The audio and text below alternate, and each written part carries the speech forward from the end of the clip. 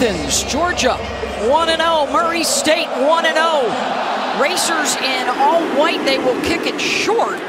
And it's fielded by Brian Harrion, and he's got some room.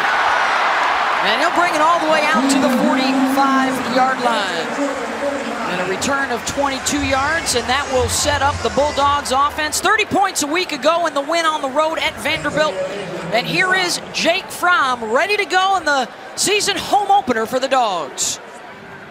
Hey guys, Jake Fromm here, junior quarterback from Warner Robins, Georgia. Today, the offensive goal is to play clean, execute. In his 30th career start last season, the second best in school history with a completion percentage of better than 67%. And he will open up with DeAndre Swift and James Cook in the backfield with him. And this is Cook with the catch, breaking a tackle across midfield and hauled down around the 36-yard line. And picked up a 19.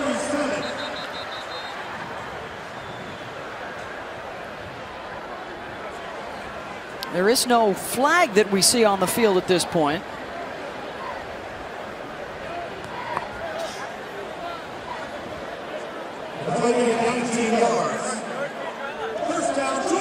Pumping his arm for the play clock. Looking up at the clock right now. Steve Marlowe is our referee today. Please reset the game clock to 14 minutes, 28 seconds. A significant size advantage today for Georgia against Murray State, an FCS team coming in out of the Ohio Valley Conference, and a significant speed advantage as well, Anthony. Keep an eye on Cook. He'll be in the backfield. He'll be in the slot. He'll go in jet sweep motion. He is really the joker, the wild card of this offense. And clearly, when you watch this football team, in my opinion, watch the big offensive linemen up front. We're going to talk about them quite a bit. But these are the guys right here, 69, 71 Thomas, Kinley, Hill, the center, Mays. You're going to see some incredible push up front from these guys. If you haven't watched O-line play this year, keep your eye on these after the snap of the ball, because these guys get some serious push. Yeah, that biggest line in Georgia history. The one change, Isaiah Wilson is out with the sprained ankle at right tackle, so Jamari Salyer, they can just plug in another five-star guy. Yeah, they've got a couple more coming next year. They lost 15 pounds. That's all they lost. He's still as big as any offensive lineman out there. That's good news for Georgia with him coming back from injury out of Atlanta to join that group up front for Sam Pittman, their O-line coach. Kirby's wondering who's on the clock management here to get this right. He's kind of disappointed on what's going on. Well, there is Kirby Smart now in his 4th season. Of course, national runner-up 2 years ago after that electric Rose Bowl win to get into the championship and the back-to-back SEC championship game trips. And on the other side, when Kirby was an assistant coach at Valdosta State, Mitch Stewart was a youngster on his team. His freshman year they were together. And last year, a 4th place finish in the OVC for the Racers. Of course, you may be familiar with their basketball team from this past winter, and Ja Morant made it to the 2nd round of the NCAA basketball tournament. Clock to 14 minutes, 45 seconds. Coach Stewart mentioned on our call, he said, listen, you're stepping into the ring and you're going to take some blows, but make sure you give some as well. He said, look, there's going to be some punches thrown in this game, a physical game. We got to go out there and take them and give them and match the effort that Georgia puts on this field today. All right, we are ready to go now. The clock running, 20 seconds gone, and Fromm out of the gun with Swift beside him. Looking to the left, it's DeAndre out of the backfield at the 40, and down inside the 30-yard line, pushed out by Dior Johnson. How about today's Chick-fil-A impact players, Anthony? Yeah, offensively, you saw one of them. You know, for me, Swift is an outstanding running back. He can catch the ball. He can run with it. Also, Robertson, he really stuck out in the tape last week.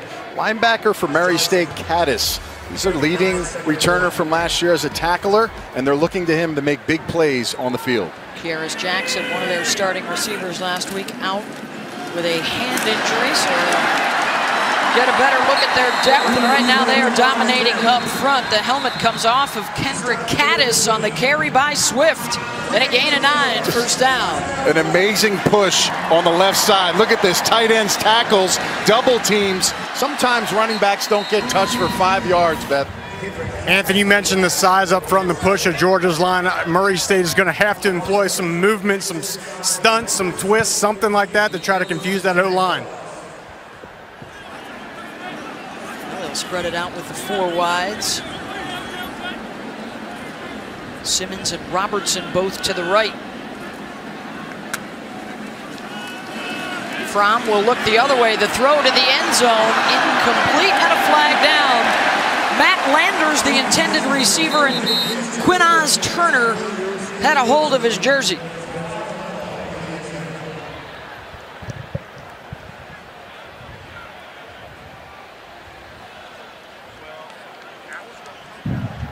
Pass interference, defense number 37.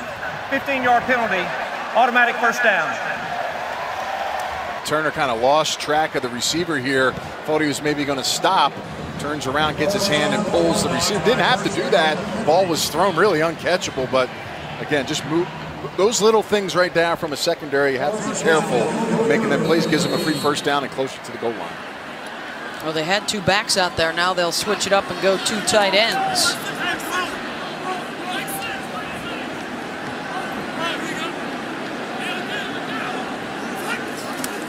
Right up the middle, Swift with a big hole, touchdown Georgia.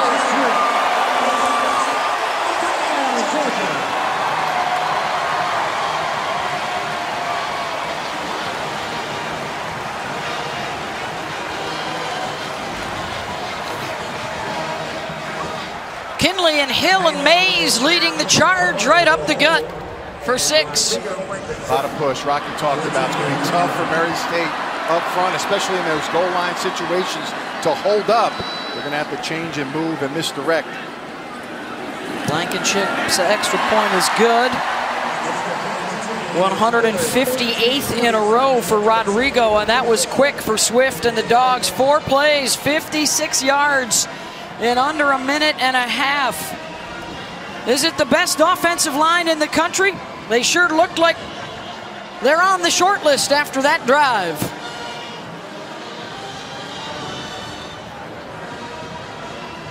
Just how big? How about this big? I'll tell you, I mean, look at all the weight. 320 on the outside. Thomas, one of the highest ranked NFL guy prospects coming out. Kinley, another experienced starter. Trey Hill comes in, and you think you get a little later. You don't. It actually goes up. Cade Mays, another big guy. Just a lot of strength, a lot of power. 1,643 pounds of pressure. Then add the force coming off, and then watch these guys come off the ball. A lot of white jerseys getting pressed back, making it easy for Georgia to score.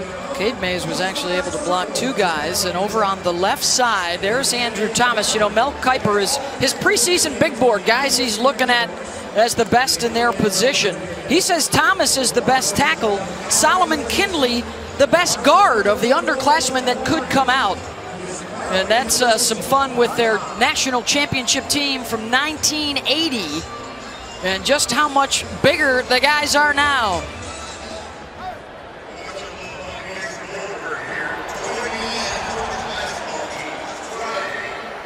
A lot of punch being packed up front.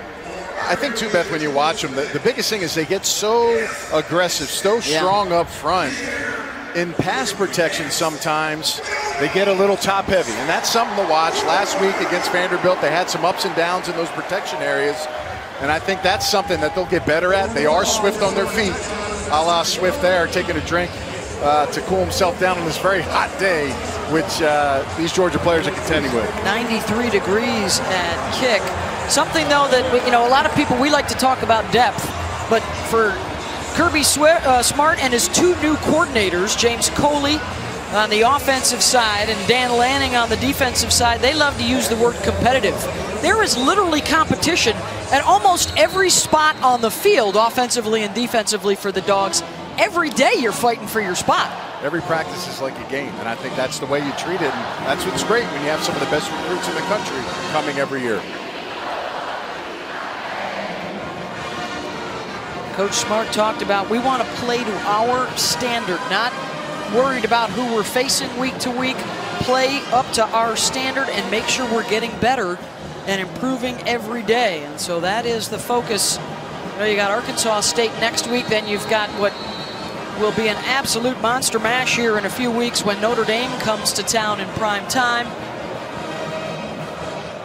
And the focus trying to keep it on simply getting better every day. Daquan Dallas and Quinaz Turner are the deep men here for the Racers. And the boot through the back of the end zone.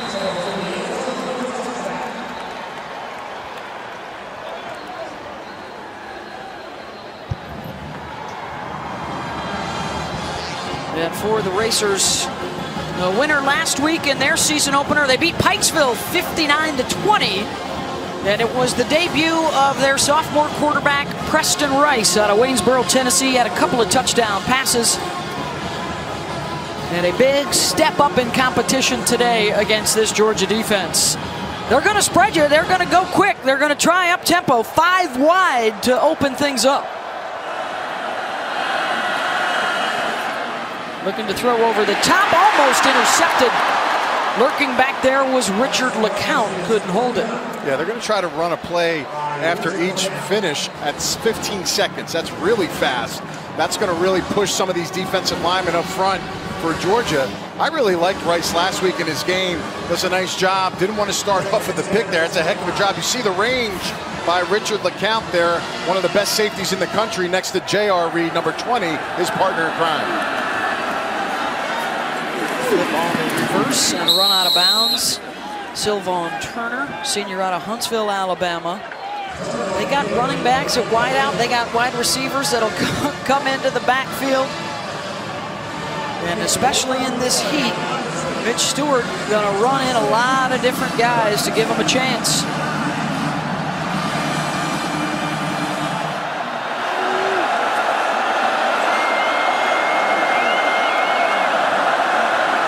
Check to the sideline on 3rd and 9.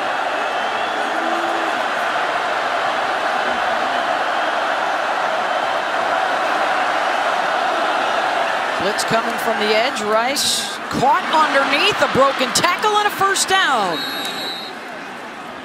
Daquan Green, the junior out of Tampa's got it and a pickup of 13. He's a transfer from Florida. They got some players that have played at high-level competition. Quick tempo here. Rodney Castile out of Jackson, Tennessee. Ran for 63 yards and scored a couple of times last week. And guys, you'll notice the ball carrier for Murray State, every time they get tackled, they immediately turn to the referee and hand the ball because they want to try to go fast. Looks like right now they may slow it down. They send 4 wide to the left.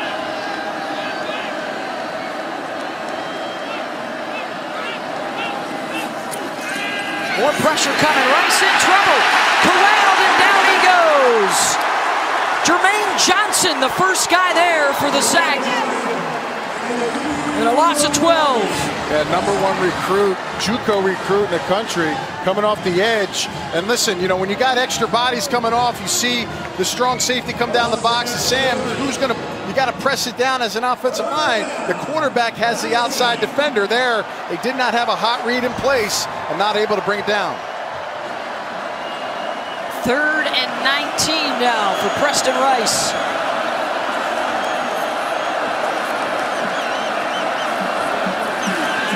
Little receiver screen. And out to about the 34-yard line. And the Georgia defense will force the punt. Tremendous amount of speed on defense for Georgia. A lot of veteran players for Georgia. You're going to see a lot of eye candy from Murray State, as well as with the tempo. Just got to locate the football and be great tacklers in space. That'll be the difference in this game. How well can you tackle in space in the perimeter for Georgia's defense? Tyler Simmons is back deep. And now they're going to bring the quarterback up, Preston Rice, and a quick timeout called by Georgia, as there was not a punter in sight. And we'll take the timeout as well. Early 7-0. 81 players to deal with that heat, and you already see on Georgia's defensive line, rotating in a lot of guys, and they have the luxury to do that because they've got a lot of good-looking athletes on that side of the ball. Out of the timeout here, Steve Dawson now back to punt with Simmons, the deep man. Just does get it away. It's a good one. Chases Simmons back to his own 15. And a punt of 50 yards, a return of 7. And that's where Georgia will take over. Well, speaking of that LSU-Texas game, they're coming up on the 40 acres, 7:30 Eastern tonight, 4:30 Pacific. It's Saturday Night Football presented by Wells Fargo, and you can also stream that live on your ESPN app. The top 10 showdown in Austin tonight, Anthony. Yeah, I mean, look, both of those teams played lesser opponents. Southern for LSU and La Tech for Texas. This is a matchup that, you know, for me is a very good contest. This definitely has some bragging rights for both conferences, and I think if you look at Texas, they may need this a little more than LSU. Yeah, Sam Ellinger and Joe Burrow going head-to-head. The Minister of Culture, Matthew McConaughey, with the pick of the Longhorns. Obviously, yeah. Today on game day. Coach went with LSU, though, with the Tiger head. He did, and then Coach Matthew Corso ripped that head, that Tiger head, and chucked it into the crowd. So he was going to rip Corso's head up on that one. He's pulling that thing off pretty hard. Well, we've already seen a solid rotation of different guys at wide receiver. At tailback, it's DeAndre Swift right now.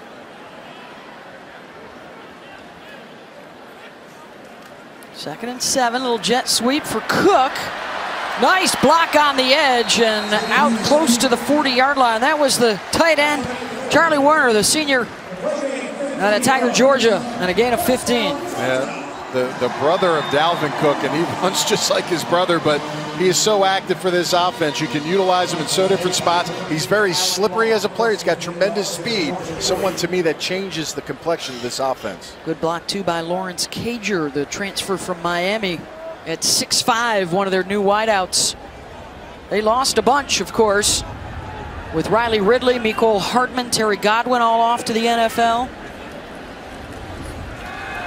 Play action here for Fromm. A lot of time deep down the middle, and it's busted up at the 10-yard line. Intended for Cager, and it was Nigel Walton coming over to make the play.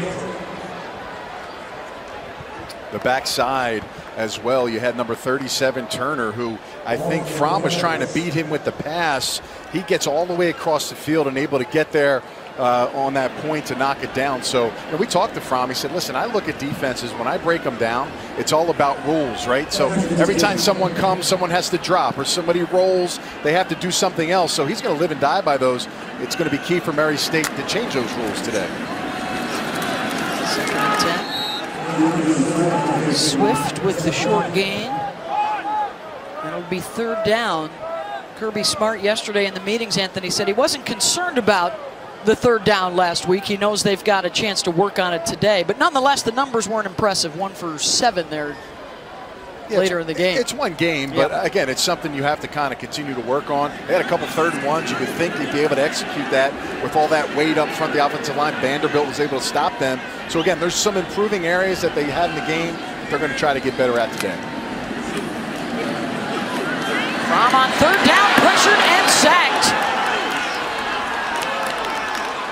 Anthony Copeland-Akis, the middle linebacker.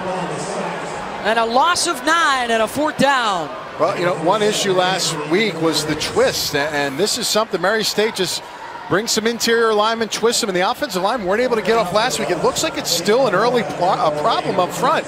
You see them as they're trying to twist around, and they just can't get off it and stay on their block, and another unwanted hit again this week on Jake Fromm early in this game. So Jake Camarda will punt it away. Castile with a spin, he'll get out across the 25. 8-yard return. Got a very special guest, Mr. Vince Dooley, when we return.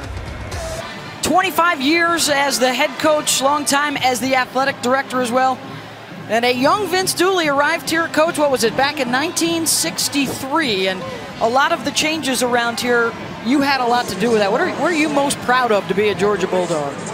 Well, You don't have time for me to tell you all the things We that I'm got all proud day, of. Coach. We got all day. I'm proud of the stadium, and of course, very proud of the field being named after me. Not so much for me, but for all the players that I had the privilege of coaching during that 25-year period, and to see all the captains out there. We had a great event last night, and I've never seen a get-together, homecoming like that. Everybody was happy there, and primarily because they felt a part of it, which they were a part of it.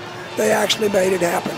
So anyway, and it's a great crowd here, and Murray State is looking pretty good. No, look at you. You're still coaching. We love it. Yeah. A lot has changed over the years. The players, the game, a lot of the times changed. But what never changed when you were coaching and teaching here with Georgia? Well, the basics of football will never change. Tackling, blocking, conditioning, playing as a team. All of those things that will transcend time. Everything else is more sophisticated, more athletes, bigger athletes, but those old fundamentals will never change. Coach, congratulations on a stellar career.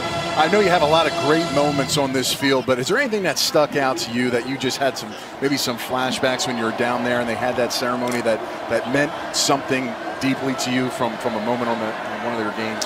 Well, the ones I remember, great play. Look at that. There goes Murray State. Yeah. Breaking free for a touchdown. We better get ready to play here.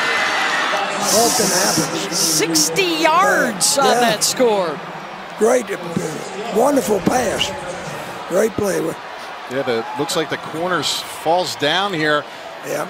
Trying to get the tackle, and J.R. Reed's a little bit out of place at the safety position, and that's Daquan Green, former Florida Gator player. So he's got that kind of speed, SEC speed. They got to watch for him in the second catch. There's so many of those teams that have that, like Georgia State, the quarterback. There's so many athletes, and they can go to a lot of different places and have a great day if you're not ready to play them, and they can have upsets like Georgia State had last week.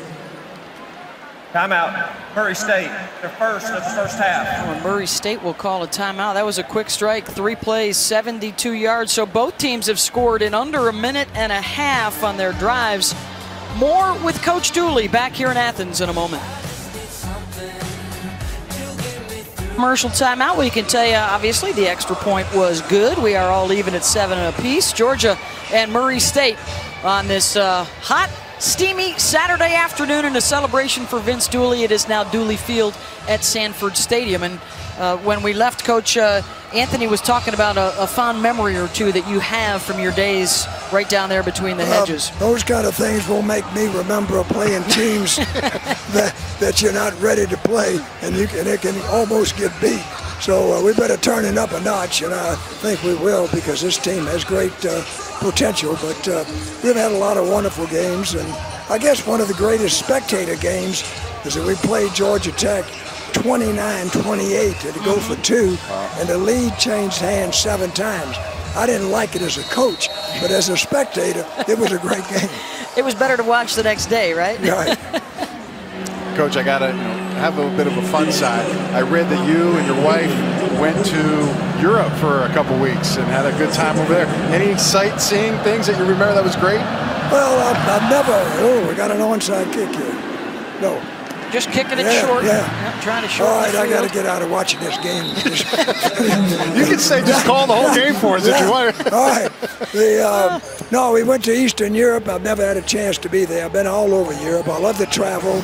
I love to study what happened. And I was very concerned and never had a wrap around the Balkan War, the Civil War that took place as a breakup of Yugoslavia. So I spent most of my time doing that. Nice. So I enjoy doing it. So you remember some of world these moments? history, along with a little Georgia history. Of course, folks will always remember the 1980 national championship team, and Herschel and Buck Ballou and Lindsey Scott, and now Scott Werner's nephew playing on this current team.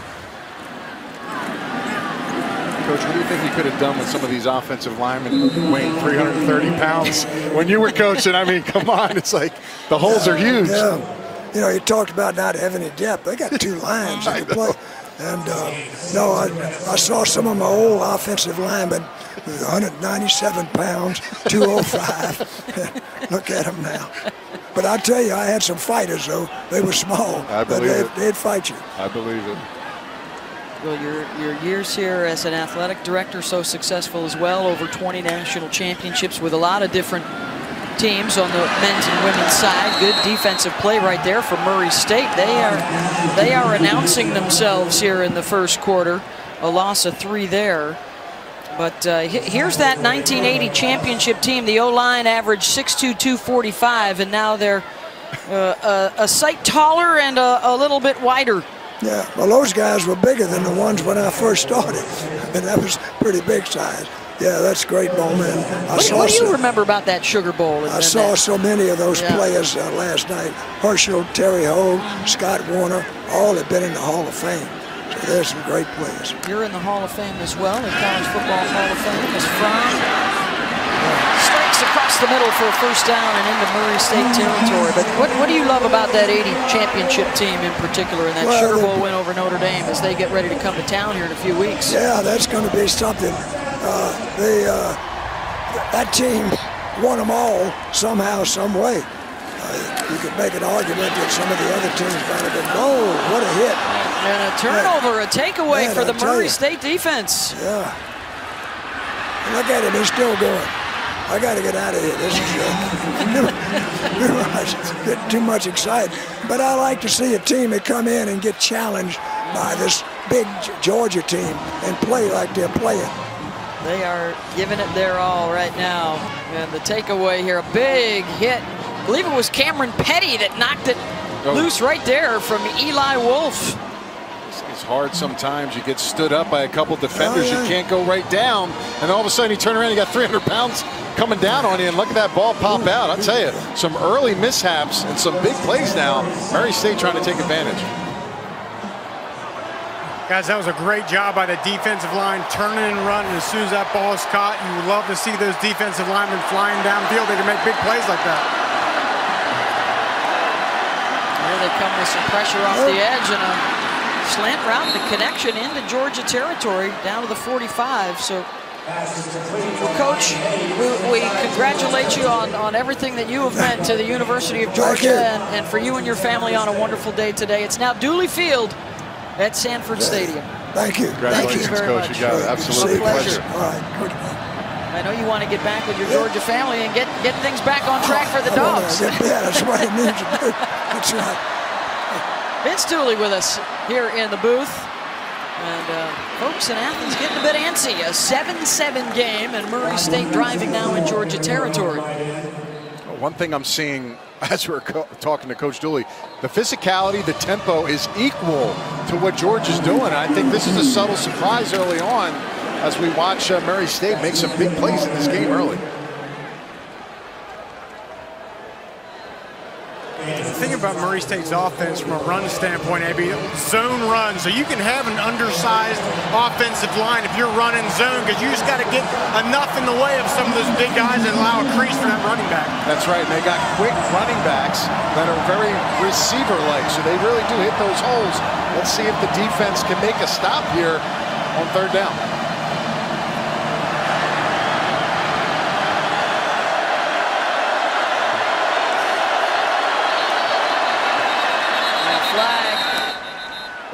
False start coming on the Racers. False start, offense, number 88, 5-yard penalty, third down. Normani Hayes, the wideout that was right in front of the official on the far sideline, so now 3rd and 10. Can't happen as a wide receiver. You're out there with this tempo offense. You're going off ball movement, just inexcusable. These are the situations that Murray State can't be in against this defense.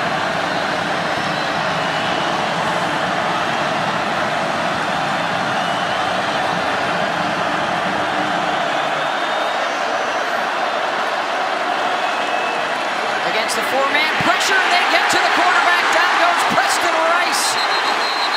Swarmed up front and leading the way, the true freshman Nolan Smith. And it's 4th down. True freshman Nolan Smith coming off the edge here. Look at this bull rush. Wow, just trucks the tackle. It's the #1 rated recruit prospect from this year. I'll tell you, he is a stud. That's a heck of a pass rush on the edge. AB, that was a bull rush by a 235-pound man. Probably by the time he leaves here, he'll probably be 255. That was great. Loss of 5 on the play. A lot of excitement about not only Nolan Smith, but Nakobe Dean, another true freshman. And that linebacking core, Simmons will take it from his own 6. And down at the 22-yard line at a return of 16. Tied at 7 here in the first quarter in Athens. Now an update from the studio and Kevin. Yeah, and Beth, the AT&T best performance after a very un-Trevor Lawrence-like opener. The Clemson quarterback is bouncing back 30 yards here to Justin Ross.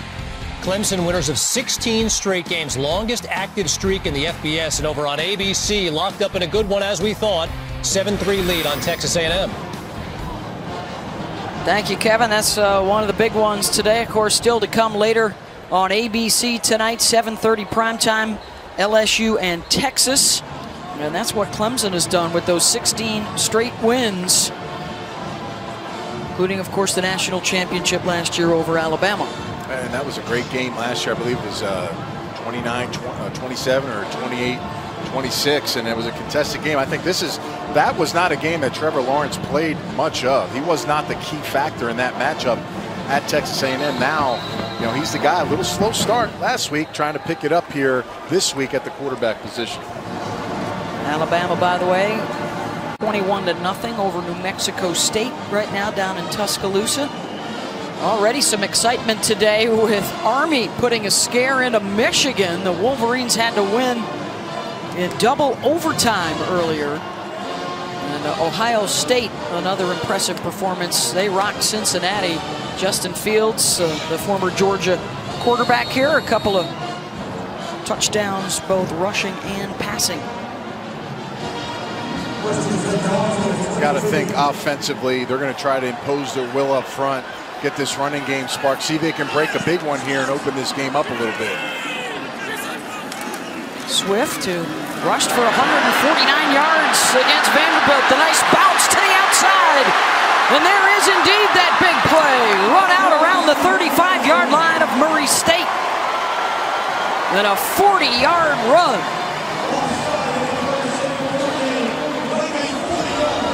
Yeah, I mean, listen, the one thing I've impressed about is the perimeter blocking on the outside. Watch the receiver right here. That's a true freshman. If you want to play on this football field, you better block as a receiver. That's a true freshman player, one of the best young prospects in the country, George Pickens. And now another fresh tailback, Zamir Zeus White, who made his debut last week and averaged 10 yards per carry. And another jolt right there up the middle for 10. And a first down. Well, think about Nick Chubb when you see this guy, right? Thick legs, he's very strong, downhill guy, and it's great to see him back from injury to his ACL and his freshman year last year and also his senior year of high school. So it's like he's got that bounce back early on. Timeout, Murray State. Their second of the first half. 30-second That's timeout. the second of this half for Murray State. Georgia tied up, but on the move.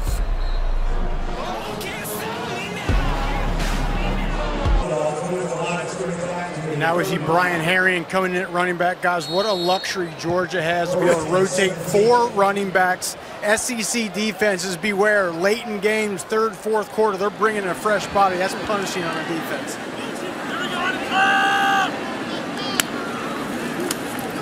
Herring will get it. Nice blocks on the edge. Robertson and Pickens. And he'll pick up 6 or 7. And what could be a challenge, right? You got to manage 4 guys in that running back room. They all want the ball, but they all play unselfish and do what's best for the team. Yeah, I'll tell you, and you know, talk about unselfish. Look at the receivers, the tight ends on the edge. I mean, nobody's touching these backs. Talk about the offensive linemen getting on bodies. If you start blocking DBs and safeties and linebackers with smaller bodies, this running game may be unstoppable. Herring again. On the hesitation. Dives down to about the 14-yard line, and it's a first down Georgia and a gain of 7. Some of the big things, too, when you run the ball effectively downhill, it really makes it easy to suck linebackers down and DBs for the big play action pass that we'll probably see later in this game.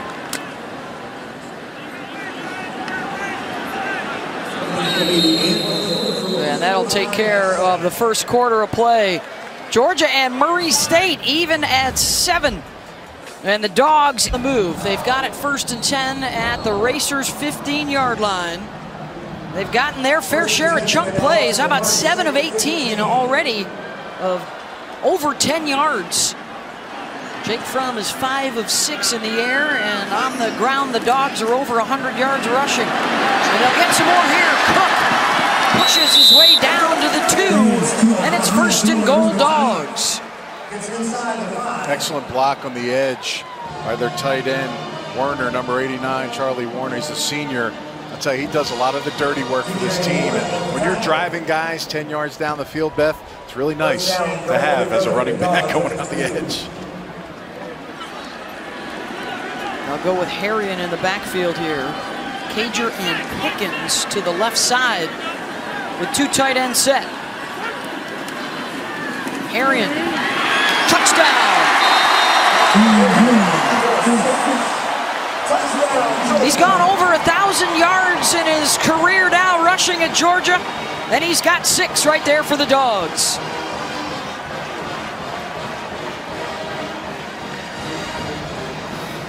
Yeah, let's watch the tight end, 89 Werner, bam, cuts off the edge. Just that collision there gives Arian an opportunity to make a cut inside and out, and it's very easy for him, the senior. He's got a lot of carries over his career. He's seen a lot of great backs making a big play. With the extra point. 7 plays, 78 yards in 2.5 minutes. And Georgia back on top as Harrion takes it home with a 2-yard touchdown run and a 14-7 Georgia lead. DeQuan Dallas, Quinas Turner, the deep men.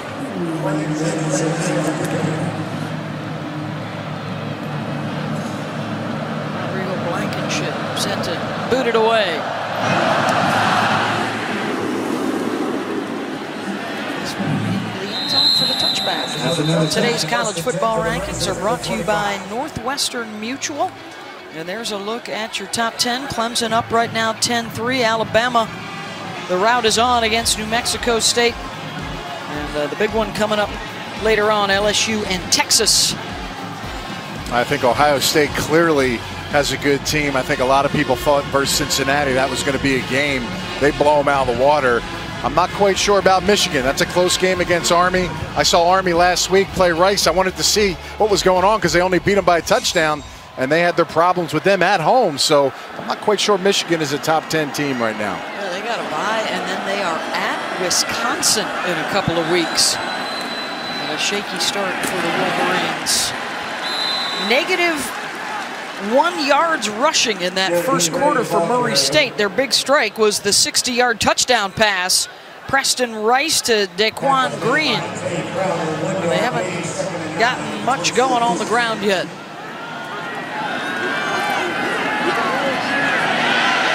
Good pursuit. Crowder, the first guy there. The ball pops out. Scooped up by J.R. Reed. And into the end zone for Georgia.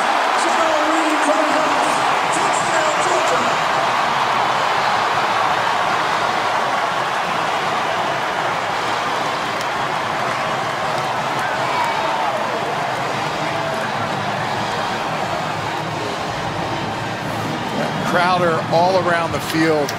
In every game I see him, he's just corrals them. And then the big hit right there by number 23 for this defense, Mark Webb, doing a nice job. And of course, Mr. Playmaker himself, J.R. Reed, the senior, picking that one up and scoring a touchdown. On the Thorpe watch list. Could make it 2 in a row for Georgia after DeAndre Baker won it last year. The defense gets on the board. Well, I'll tell you what, this Georgia defense seems to be waking up a little bit. A gang tackle, all the red jerseys around white jerseys, and there's their man, Mr. All-American J.R. Reed with the big play. A 33-second span for Georgia. They've scored twice on the ground, and the defense getting into the act too. J.R. Reed scooping up after the forced fumble by Mark Webb. And now they're starting to feel it here in Athens. Terrific on the kick coverage for the special teams. Well, the two hottest hardcourt players are squaring off in the men's final at the U.S. Open tomorrow. Rafa Nadal, Daniil Medvedev, as Rafa goes for his 4th U.S. Open championship. Of course, the women's final this afternoon was Serena Williams going for her 24th Grand Slam title, which would tie Margaret Court for the most ever.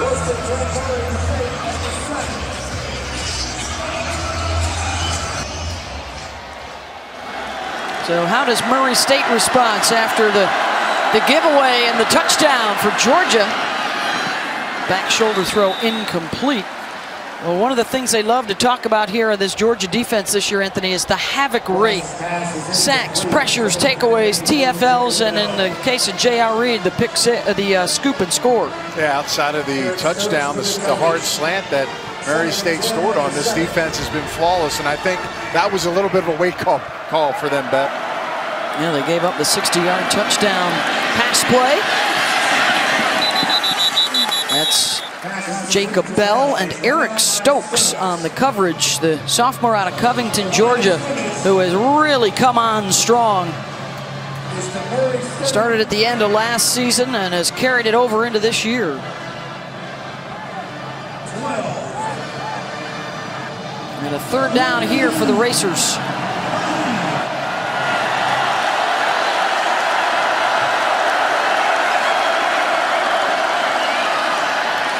Receiver screen. Dawgs able to snuff it out, and then the good second effort. And a 1st down, Murray State and Sylvan Turner. I don't know how he got out of that play there. It's amazing. Devontae Watt, the nose for them, tracked him down at 300 pounds, but was able to slip through the cracks and get a 1st down. That's big for Murray State. You're talking about momentum really shifting in this game. Just to get a 1st down is a good thing for Murray State.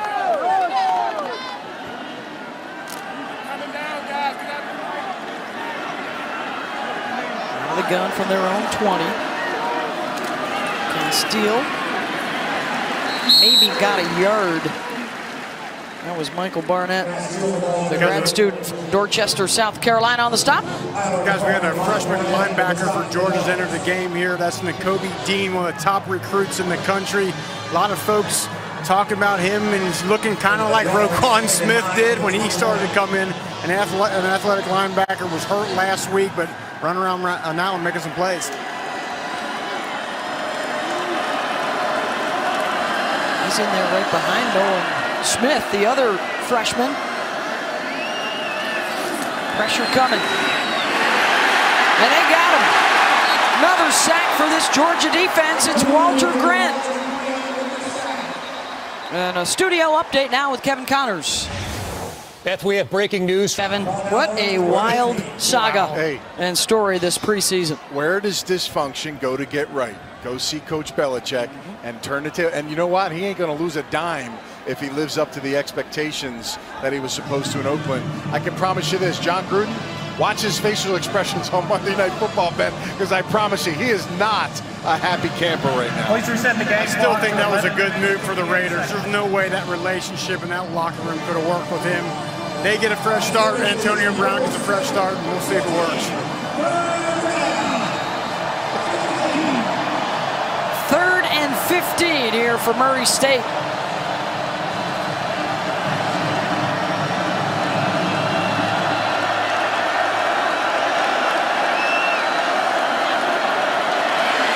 Good push by the Georgia D. Pressure is on. And are they ruling that a fumble or an incomplete pass? The pressure was coming from Adam Anderson, and the officials will get together to discuss. There was no initial signal from the referee. And now a flag. Intentional grounding, offense number 5. Foul is the loss of down at the spot of the foul. 4th down. And the spot of the foul is back inside the 1-yard line. Yeah, Anderson's coming off the bottom of your screen. Long, 6'5", but only 225 pounds. But good job getting pushed. Quarterback gets flushed. Question is he out of the pocket there? Looks like he's still inside, and that's why they called it.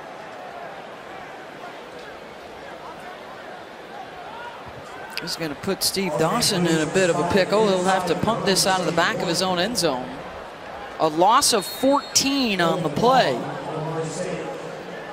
And that's a small problem for Murray State. They try to do a lot of quick hitters, Beth. And if it's not there immediately, what's the answer? Right now, you've seen the quarterback, Preston Rice, really have a plan for that secondary receiver. Lewis Seen is back at midfield for Georgia.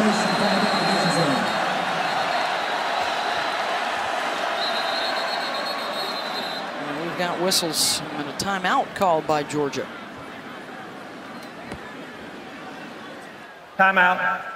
Georgia, their second of the first half. Kirby not happy. Guys, he just gave the special teams coach the death stare right there. We'll take the break with them. 21-7, Georgia 7 lead over Murray State. And a tough spot right here for the Racers. Steve Dawson out of the back of his own end zone. Dominic Blaylock is the deep man now at the 45-yard line.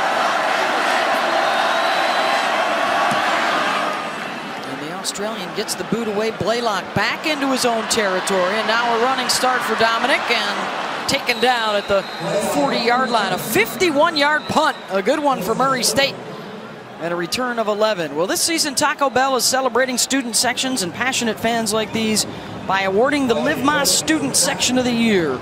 The Georgia Bulldogs student section is already on the national watch list, so go to ESPN.com/Taco Bell to see how your school can compete or get the committee's attention by using hashtag Live Más Student Section Contest. The body paint always a plus in the committee's eyes.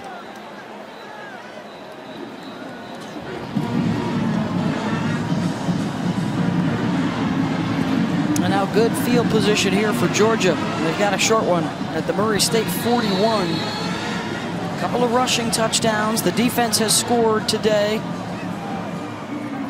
And it's Swift in the backfield with Jake Fromm. Junior was already on Kuiper's big board. A potential high draft pick if he were to leave after his junior season. The completion to Eli Wolf, but we've got a flag down. Illegal formation, offense. More than 4 players in the backfield. 5-yard penalty. First down. And there's an awful lot for the pro scouts to like about Jake Fromm. And guys, I can't tell you how refreshing it is. Every week I stand down there, I watch these quarterbacks, and most of them look to the sideline to the coach to have them tell them what play to check to, where to go with the football. Jake Fromm, so refreshing to see. He is in command of this offense. They send in a package of plays to him, and from there it is his discretion which play they go with. Smart says it's a big advantage that he doesn't have to look to the sideline, so neither can the defense. And is that held on to by George Pickens, the one-handed grab for the true freshman out of Hoover, Alabama.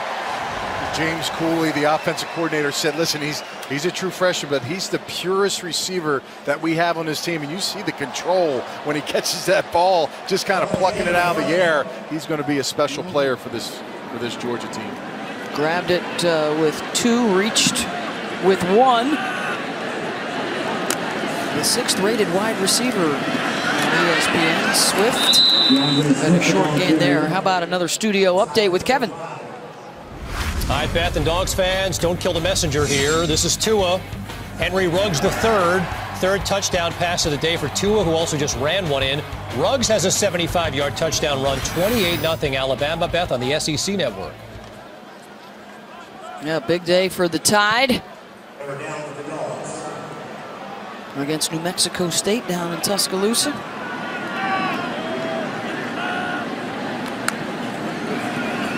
Favorites again in the SEC West. Rifled right down the middle, inside the 15-yard line, and all the way down inside the 10 for Eli Wolf.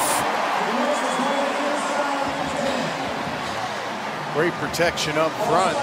When you get that protection, it gives Fromm the ability to really survey the land and the field. And he's got his tight end on a deep dig route on the inside, wide open. And you see Eli Wolf go to work with the yak after the play. People say, after the catch. People say he doesn't have a strong arm, Anthony. That was a rope. I'm standing down here. That ball just flew out of his hand. That was a nice job. Well, there's a sense of timing, too. The ball gets out of his hands when it's supposed to. And it's always on point. It's one of the things that shows up on film when you're watching it. Under center here, Swift with a big hole. Touchdown, Georgia. And DeAndre's second of the day.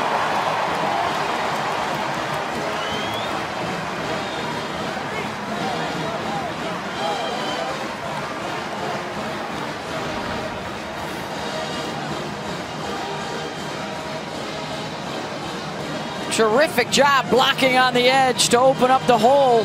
That was Pickens and John Fitzpatrick, the tight end.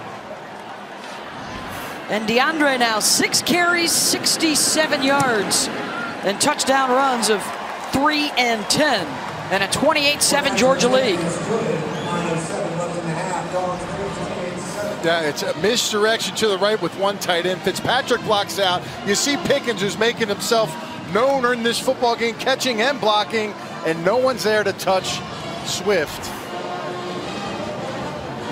DeAndre out of Philadelphia. And there's his dad looking on, Darren. Looks like he put a couple weights up in his day. You know, Swift went to St. Joe's Prep, which was one of my rival high schools. I wouldn't have called it a rival when I was playing at Monsignor Bonner. But once I graduated, they started to pull some players in from Jersey, and that's when Prep started to turn the tables. And I'll tell you, man, he's a special back. The thing I like about Swift is he can do it all, right? He can catch the ball like a receiver. He's got great vision, great moves. Look, and he's sharing a lot of reps with the other guys that are coming in at the running back position, but he makes the most of his opportunities with splash plays. 1,000-yard rusher last year along with Elijah Holyfield, and prior to that, of course, you had the Michelle and Chubb combo at Georgia. Had a chance to hear from Herschel Walker pre-game with Rocky. Terrific group of running backs over the years here for the Dogs. And another touchback here for Murray State will kick your week off. It's week 1 of NFL Sunday with ESPN at 10 Eastern. The Sunday NFL Countdown crew will have all the latest. You could always watch the show live on your ESPN app as well. With Teddy and Rex and Matt and Randy, Morton Shefty, Lewis Riddick, and Samantha Ponder, and of course all the latest on Antonio Brown signing with the New England Patriots this afternoon. See how that goes, man. He's had a couple troubled receivers in his past. Jared McCray gets tripped up. And Murray State, nothing doing on the ground. Tyler Clark, the latest guy with the tackle there, minus 23 rushing. It's the movement skills of these defensive linemen. I mean, they shed blocks, they get off, and they make tackles. That's a heck of a move. The fact that he went underneath and came back out to make that play. Look at the discrepancy on the ground here in the first half, favoring Georgia.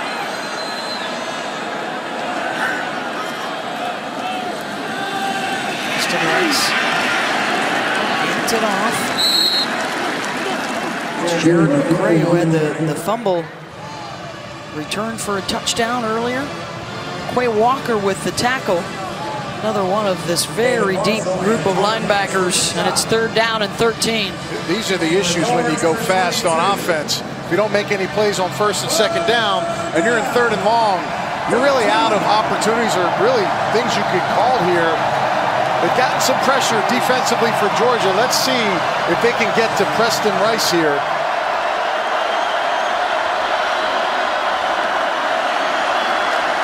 Dawgs bring 4. Rice dumps it off across the middle and out to the 30-yard line, but that will be short of the marker. Rodney Castile gets 8 of them back. 2 great bull rushes right there. Tyler Clark, the defensive end, and Nolan Smith, the outside linebacker. Great leverage, and you see the power in the legs driving those linemen back. Yeah, Clark just steamrolled the offensive lineman, like put him on his back, and right now he's getting in flow. He likes that matchup. You see him waving. He's like, he ain't got on me, nothing on me. He's a disruptor up front. That's what makes some plays for this Georgia defense. So Steve Dawson punting from his own 15. It's Tyler Simmons now back deep for Georgia. He will let that go towards the sideline and out around the 20 for the Dogs. Under 7 to go and a 28-7 Georgia lead. It's all about the tailbacks today. Swift making some noise in the backfield. Our player of this Georgia team always has a significant play in the game. Looking to go deep downfield, and the diving, lunging grab by George Pickens.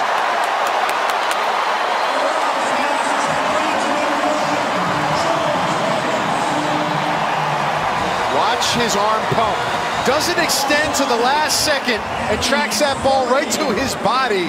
That's a big-time catch right there by Pickens. Fromm talked about wanting to be more accurate downfield. He's doing it.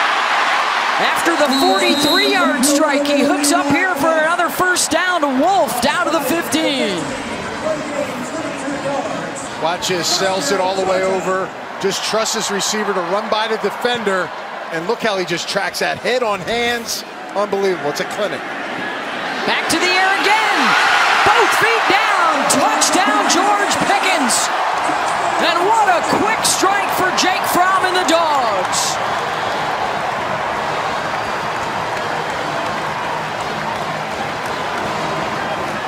Ben, I gotta say this about Pickens. Normally, in the realm of receivers, when they make a layout catch, what do? They tap out. They need a break. This guy comes right back, a little sluggo route to the outside. Toe taps it in. Phenomenal. Unbelievable play.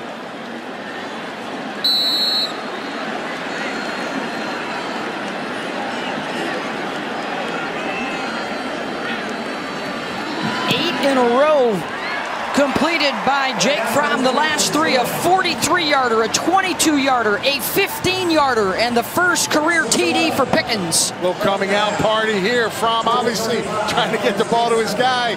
He only needs 1 foot. He got 2 in. This kid is prepping. He may not be here long. Just an excellent job surveying the field by Fromm. Talked about the arm strength. That's a dart to the outside. And the concentration to pluck the football and get your foot down, Rocky, is phenomenal. Guys, I love the tempo of that play. You get a big pass play from, gets the offense back up the line, defense is on its heels. Another big play. Gets them back up the line of scrimmage, defense on his heels again. Throw the touchdown pass. Amazing. My only thing I was surprised about is George Pickens didn't catch that thing one-handed. Guys, before the game, multiple one-handed catches down here I was watching. Finally, a young man comes in and uses 2 hands. All these shots and videos we see on YouTube and Snapchat or whatever it is with these one-handed barrage of catches, this kid goes out and uses both. I love it. It's all about the gram, AP. That's what it's about. You don't get it on the gram with 2-handed catches now. That's now a touchdown pass in 30 of 31 career games for Fromm.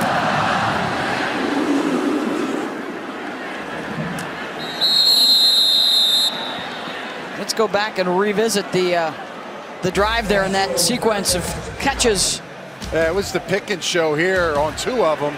Just speed down the field. Look at the tracking of the football to the hands, how he pulls it in. Eli Wolf has done a nice job at the tight end position. Another dig route, wide open, catching it in traffic. And then, folks, just watch this laser shot right to the corner. Accuracy. Pickens with the big catch. He does have pure form and clearly some great ball skills, like offensive coordinator James Cooley told us in the meetings. Just a freshman, 6'3", 190, and a big drive there. Murray State finding themselves down 35-7. There's a connection with Daquan Green, who has the touchdown catch from earlier, a 60-yarder. And that's all Murray State's been able to muster. 94 total yards of offense. They're in the negative rushing. 296 for Georgia here in the first half. Another good push by those guys up front. Yeah, Monty Rice, really nice job. He sees the football, Rocky, and he strikes a hole. Unbelievable job by him. Great linebacker, AB. His issue has been staying healthy. Last year, he missed the final 4 games of the year. This offseason, he learned the value of preventative maintenance, not waiting till you get hurt to get treatment, but preventive-wise, going and getting the massages, getting the cold tub, all those sort of things really helping him this year. He's become one of their leaders, and of course it has helped that he was able to study under Roquan Smith when he was younger. And now it's 3rd and 2.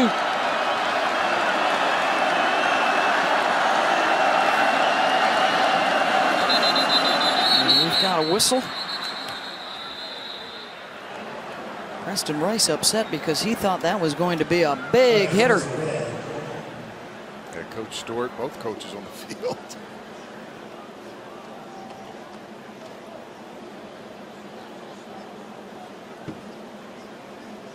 False start, offense. All 11 players did not get set. 5-yard penalty, 3rd down. You know, Murray State's going fast, and when they line up, number 88, Hayes, went the wrong way, had to come all the way back. He didn't get set at the line of scrimmage, and then they set the motion in the backfield. Again, sometimes you trick yourself with all this movement and quickness at the line of scrimmage.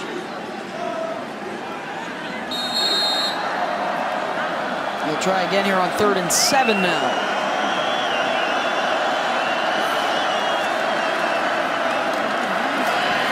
Rice stepping up into the pocket and getting hit hard at the 30-yard line. A swarm of Georgia defenders led by Tyler Clark.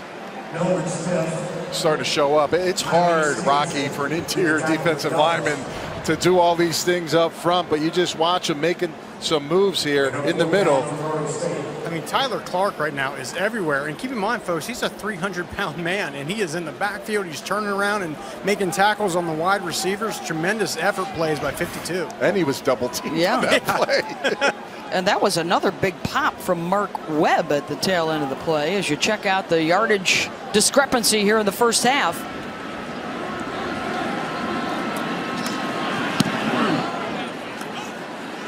Simmons. Some problems with it. Now he's got some room to run.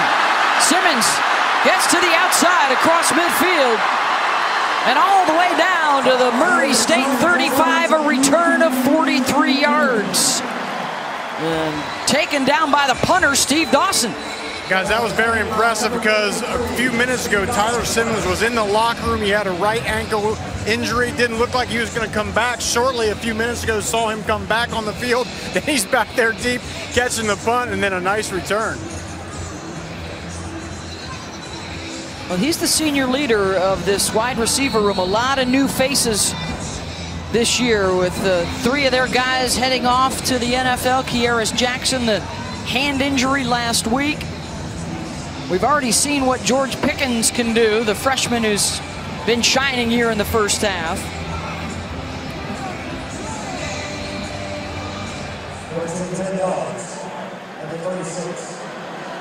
And this is a new quarterback, Stetson Bennett, into the ball game for Georgia.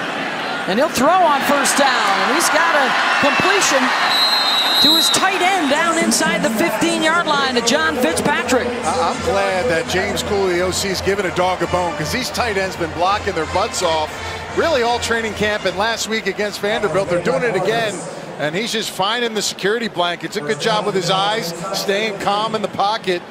Stetson Bennett here, he's only got a little bit of Baker Mayfield in it from what I've been heard, Ben. Coach said it may be a little too much. We'll see how that comes out in this game. 22 yards on that connection. We'll let him throw again here. Almost intercepted. That looked like a little Baker Mayfield, maybe his sophomore year there. Don Parker should have had the pick there. Yeah, got to be careful. You know, when you're rolling out and nothing's there, you never want to go against the grain. It looks like the tight end sliding open, but there is a defender behind tracking him. You got to pull that down if you're a defensive back. Don Parker right on the spot. He made some hay there with an interception.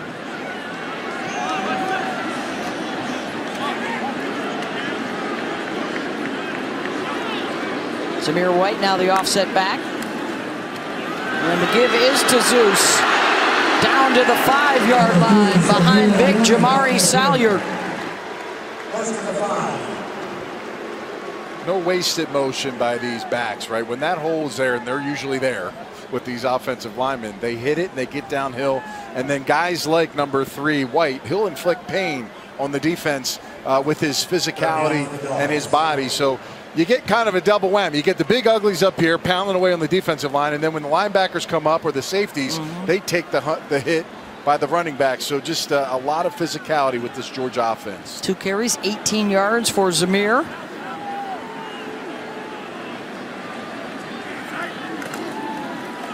He'll give it a go again. And he's in. Barreling into the end zone. Touchdown, Georgia.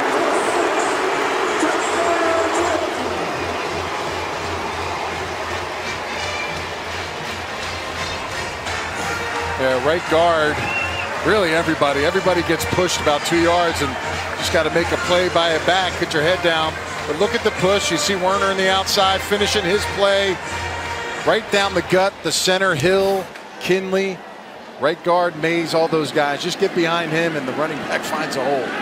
First touchdown today for George Pickens, and now the first touchdown for the young Zamir White, and a 35-point second quarter for Georgia.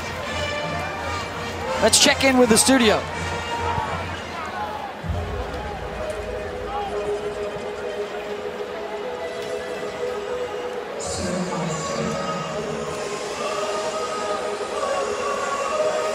And Beth, coming up on the Army National Guard halftime report, we'll have much more on Antonio Brown to the New England Patriots. The breaking news on the day he was released by the Oakland Raiders. We'll also check in on number 1 defending national champion Clemson holding serve against Texas A&M. And speaking of holding serve, Serena Williams in search of her 24th career Grand Slam championship. We'll check in on things in Flushing Meadows when you join us for the Army National Guard halftime report. Thank you very much, Kevin. Speaking of Army, they put a big scare into Michigan today. Took the Wolverines into double overtime before succumbing. And elsewhere, Ohio State rolling. Alabama up big. Wisconsin rolling. That Clemson-Texas A&M game, 17-3 right now. And still to come, 7:30 tonight on ABC, LSU at Texas.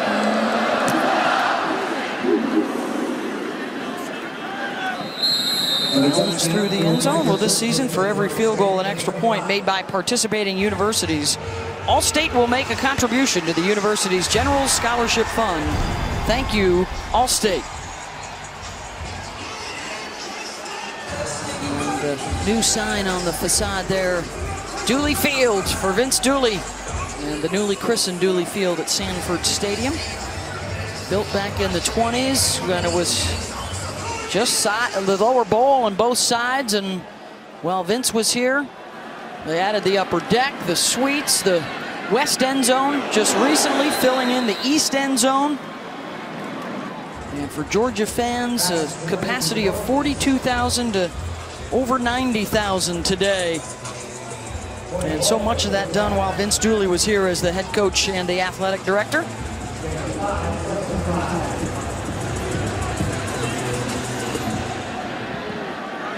National championship team back in 1980, winning the Sugar Bowl against Notre Dame to complete the undefeated season. And I'm sure for a lot of folks, you still have Arkansas State next week, but thoughts have already started developing about the Fighting Irish coming to town for a prime-time game here in a couple of weeks.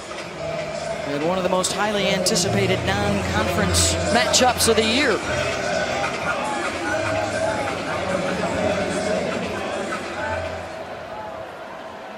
Third and 3 for Murray State out of the Ohio Valley Conference. Rice will run for it.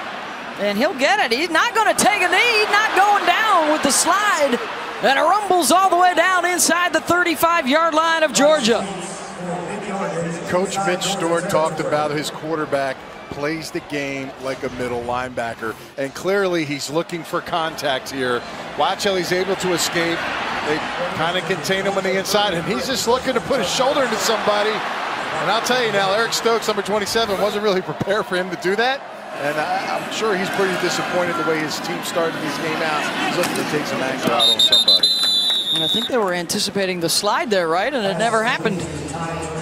I will caution him. I've just seen this. Next time that happens, Rocky, you better make sure you slide. Don't go out there trying to do it twice in a row. Well, because now the defense is not going to give him the benefit of the doubt. They're going to go after him, no question.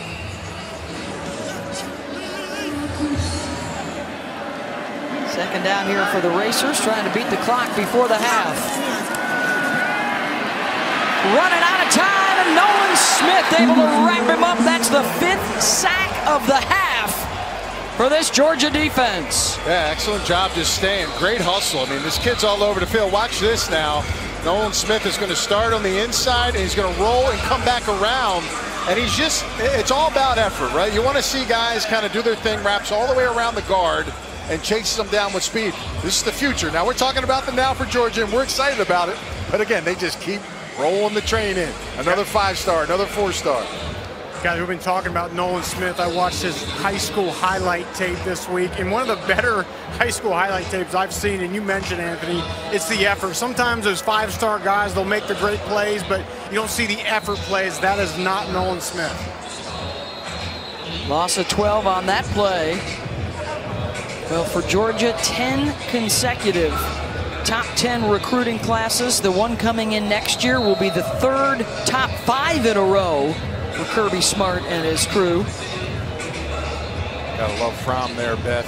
Not in the game, but yet he's still coaching up, talking to the tight ends. He's like, listen, I appreciate your blocking. I threw you guys a couple balls, all right?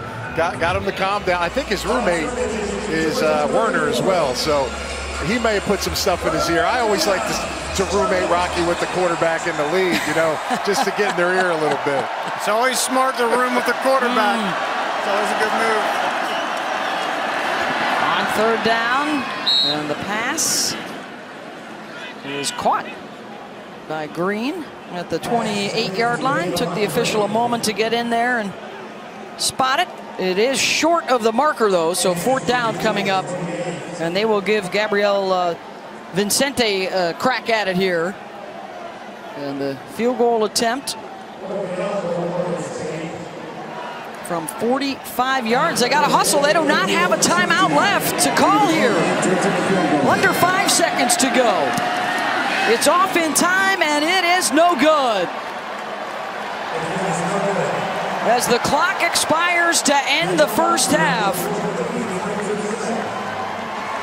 35 unanswered points for the Bulldogs and a 42-7 halftime lead here in Athens.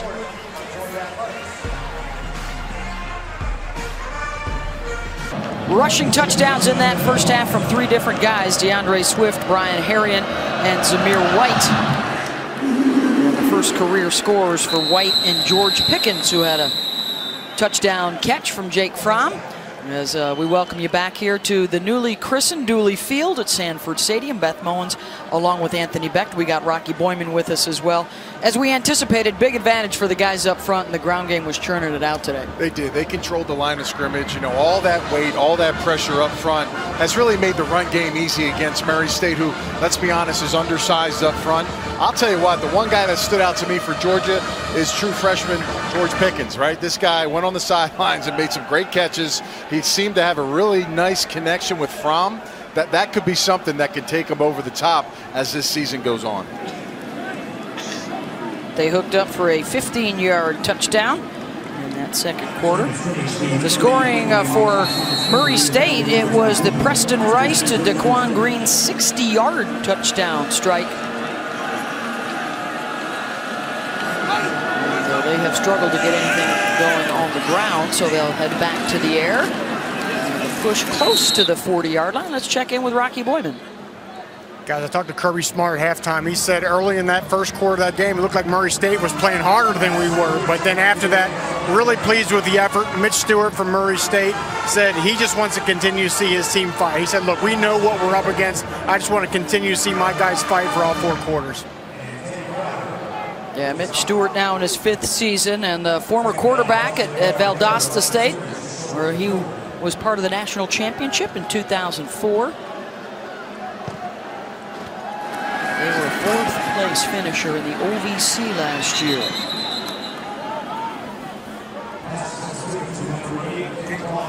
Daquan Green, the receiver for Murray State's been kind of one of their bright spots. Had the big touchdown early on in the game. He's got over 100 yards receiving.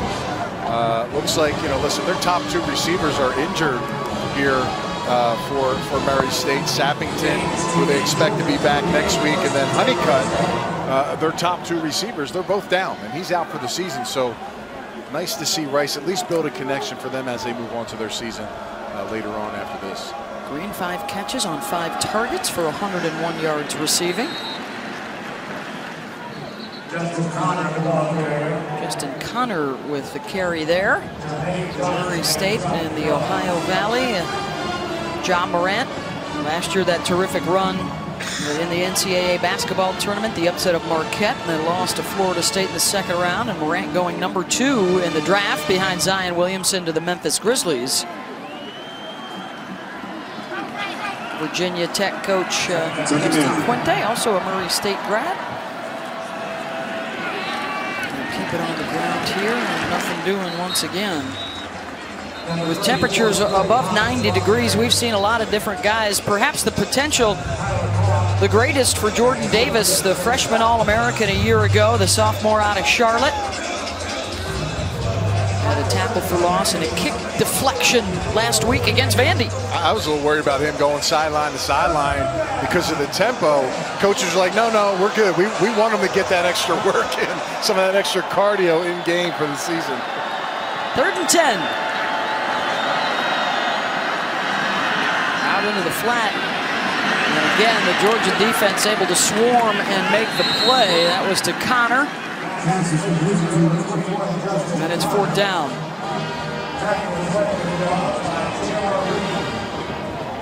It was Trayvon Walker, the true freshman out of Thomaston, Georgia, leading the way with J.R. Reed. He's one of the top safeties in the country. Him and Richard LeCount, number 2, maybe the best tandem in college football. But he's a 3-year starter, and he's just, I'll tell you, he is the quarterback of the defense, because we had a conversation with him and Jake Fromm, and he is very intelligent. The son of Jake Reed, of course, former Vikings receiver. It's impressive. 38 yards on that punt right there, and Georgia will have it when we come back. Hi, Vince Dooley as the athletic director. For Vince Dooley, once a coach, always a coach. When you guys had him in the booth, he was living and dying this team between the lines here. Yeah, some of his team's worst plays were when he was in the booth and he was telling me and Beth, I gotta get out of here. I gotta get out of here. Be honest, when you're a fan watching your team and you're sitting in an exact spot, or you've got your hands and you're a certain way, you can't move if things start going well, right? You can't leave that spot regardless of how long you got to stay there. There's no doubt. Or you got to get back to it if you did move.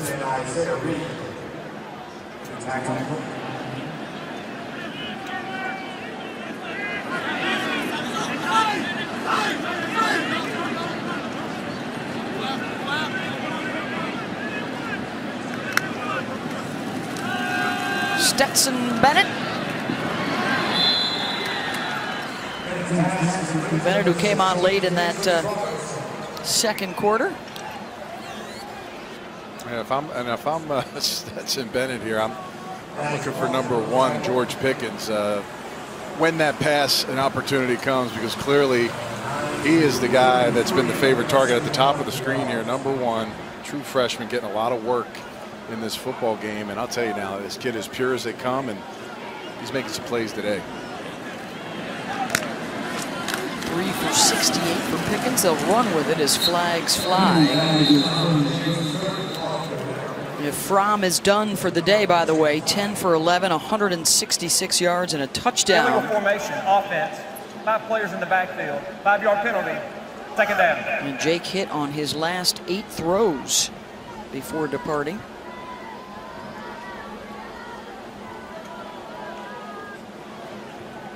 There's the numbers for Jake. Big time prospect, obviously. He's only a junior, but he'll have some decisions to make. But clearly, you look at his qualities, you think of Peyton Manning, Andrew Luck. The guy is just a all ball, all football. We talked about his schedule this week. He said, listen, I take a little break on Sunday. I watch the game Saturday night. I come back in after he goes to church on Sunday. There's a pick, and that's going to be a pick 6 for Murray State. Nigel Walton, 34 yards in the opposite direction.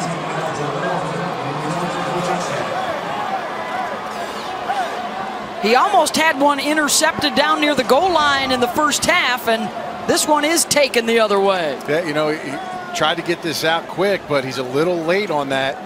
And you see what happens. Walton just kind of sits on it. There wasn't a lot of separation, and he's right on the spot. Great break on the football. You see number 15, Cager, doesn't really come back to the quarterback, just as a hitch route, just standing there. And Stetson Bennett pays the price for being late on that throw.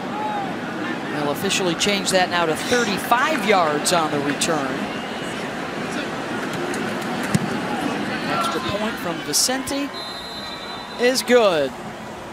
So both defenses have scored this afternoon over Murray State. And a moment ago, Nigel Walton with the pick 6. And this is the work of Jake Fromm in the first half. Yeah, really nice job just finding George Pickens, the true freshman. Then he starts hitting the inside of the field. He sees everyone, right? He sees the tight ends. He checks off guys. Literally, you're always a number 1 when you're playing with Fromm. And then even when he's not in the game, Beth, he's coaching up Bennett, trying to get him back on where he needs to be so he can come back and be successful. The guy's a total team leader. Fair catch on the kick for the Bulldogs. Of course, Fromm can come back to Georgia next year, or he could opt to head to the NFL. Mel Kiper on his preseason big board has Tua as the top quarterback, followed by Justin Herbert at Oregon, and then Fromm, a first rounder.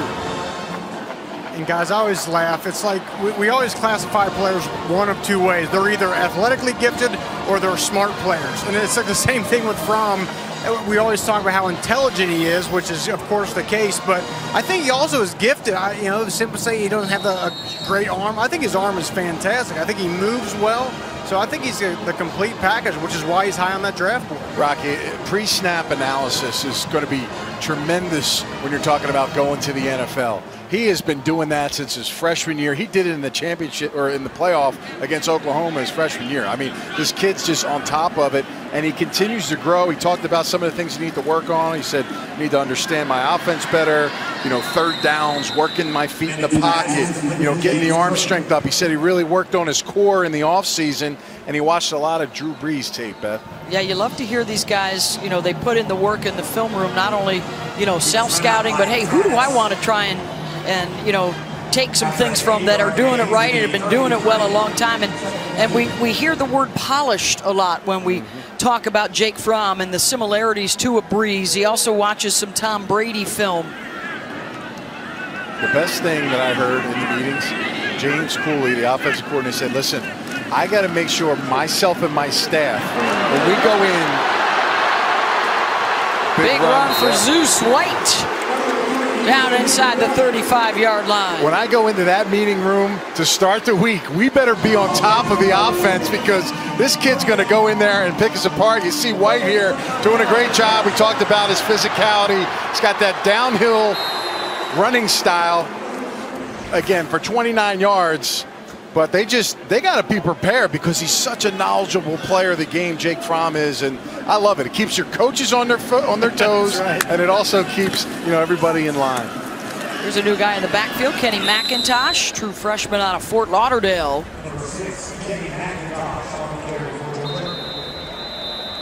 So the roster gets deeper, and the depth chart does.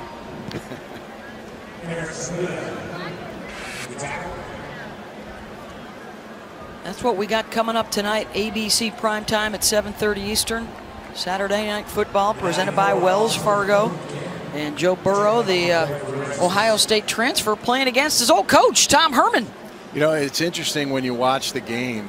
You know, this is the first year they've really put this new offense, this RPO, and, you know, to them it's like this new age stuff when we were interviewing them on game day, but really they're behind the times still. I mean, they don't have a lot of experience in it. I know they did great last week, but how quickly will they be able to continue to go? The one thing, Rocky, that I've noted, they got a lot of athletes on the field that are finally getting the ball in their hands that maybe when they were running 2 receiver sets, not so much. It's always good to spread the ball around, get a lot of players involved, players that makes players excited to get out there and play if they know they have a chance of getting the ball in their hands.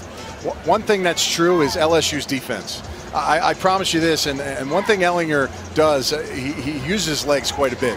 He takes a lot of unwarranted hits. He's a tough guy, but I'll tell you now, you make a bad move against LSU, they'll make you pay, and them DBs on the outside will not make it easy. He has to find those tight window throws and make completions, or you know it's going to be a tough game for them. I think I like LSU slightly in this one. Led by Grant Delpit. Could be a top 5 pick as James Cook carries down to the 31.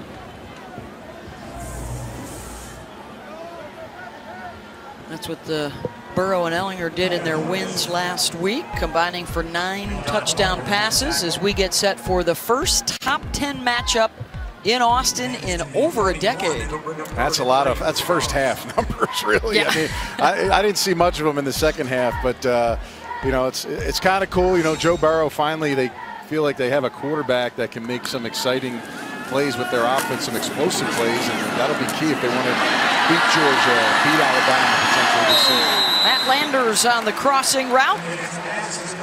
And he's got the first down into the red zone now on a gain of 13. One of the tallest receivers on the team, Beth, 6'5". You know, he's one of the guys that kind of, him and Coach Smart kind of had a little something going. You know, he wasn't really buying into playing special teams, and they kind of get on the bad side of Coach. And then all of a sudden, he kind of understood what Coach was trying to tell him, and now he's getting some time on the field and getting some opportunities now early in the season. Outstanding pass pro from Zamir White. Had a nice block in the middle. They'll reward him with the carry here as he spins down to the 15. This is what you love to see from your redshirt freshman.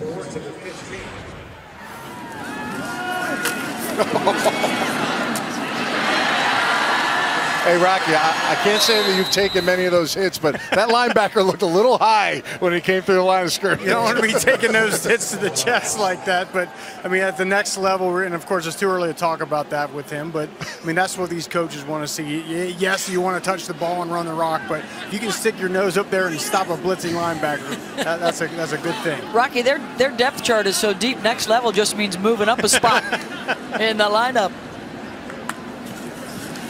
2nd and 6, under pressure. Bennett into some traffic, incomplete, looking for Landers. And we've got a studio update with Kevin. Hi, Beth, check this out.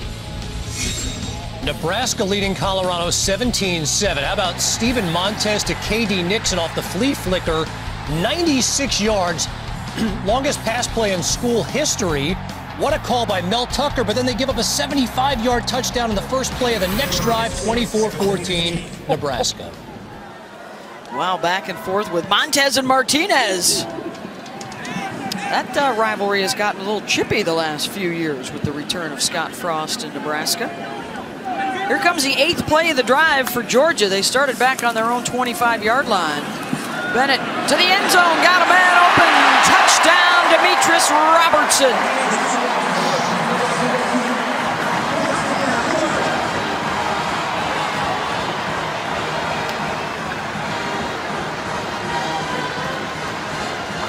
The wheel route concept to the trip side.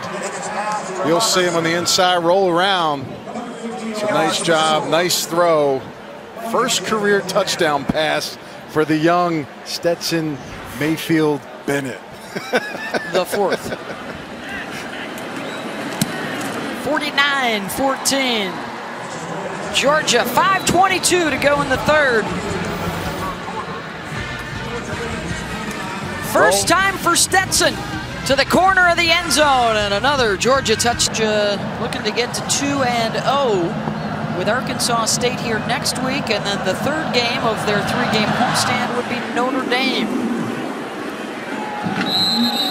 Went up to South Bend and won there a couple of years ago. Let's get another studio update with Kevin Connors. Yeah, Beth, we talked about it after the 96-yard flea flicker for a touchdown. How about this? Adrian Martinez, screen pass, Maurice Washington, 75-yard touchdown, the first play of the very next drive. Nice little screen that goes to the house. 24-14 Nebraska on top of Colorado. Oh, that's a fun one out at Folsom Field. And of course, Mel Tucker, the new head coach for Colorado, was here last year as the Georgia defensive coordinator. He moved on, as did offensive coordinator Jim Chaney, back to Tennessee. So 2 new guys, and James Coley and Dan Lanning here this year for Kirby Smart, who talked to us yesterday about how, you know, it was time for a little more energy and doing things a little bit differently in practice and in their preparation in the offseason to get ready for this year. So they changed some things up to try and stay fresh. Yeah, they had to, you know, keep the energy up, right? They had to do some one-on-ones. They said even when they install plays now, they try to, you know, show Swift and stop the install and put maybe a play of Alvin Kamara or some big-time running back in the NFL to show the similarities of their skill sets, just to keep them from dozing off when they turn the lights off. You know, back when me and Rocky played, they turned the lights and they put this plastic piece of paper, and the coach would just draw plays on it. And you literally, like, you know, you need smelling salts to keep the guys up, right? You wrote it down on your notepad. Notes that don't have. Notes doesn't work anymore. It's repetition. They even do walkthroughs now so many times throughout the day just to keep the players up and going so they can actually feel what they're teaching in the classrooms. And I love it. I mean, you got to stay on top of it. That's the key for good coaches, is really kind of staying on top of the train. Video-driven world right now. And on 3rd down and short, I think the Racers are going to be able to move the chains here, Rocky. Well, guys, this is the age of no attention spans, right? I think we don't wait for anything. You know, we don't wait for packages. We don't wait for calls. Nothing. I think that's just bleeded down into the younger crowd. They're just, the attention spans are so low. But look, as a coach, I think you can say, oh, you can complain about it and say it should be different. But I credit this staff and other staffs around the country that say, look, this is the reality. This is what we're dealing with young players. So let's adapt the way we teach our kids. Preston Rice, meanwhile, 17 for 19 and 17 for 20. Got 161 yards and a touchdown on a day where, as you can imagine, with the size differential and the speed differential, the run game hasn't been able to get going. I'll be honest with you, Beth and Rock, I make my kid bring a notepad and a pencil every day. So he's going to have some of them old school values. And I'll tell you, I know Jake Fromm's got a notebook, a trapper keeper, a protractor, you know, anything he can do to make it an edge on.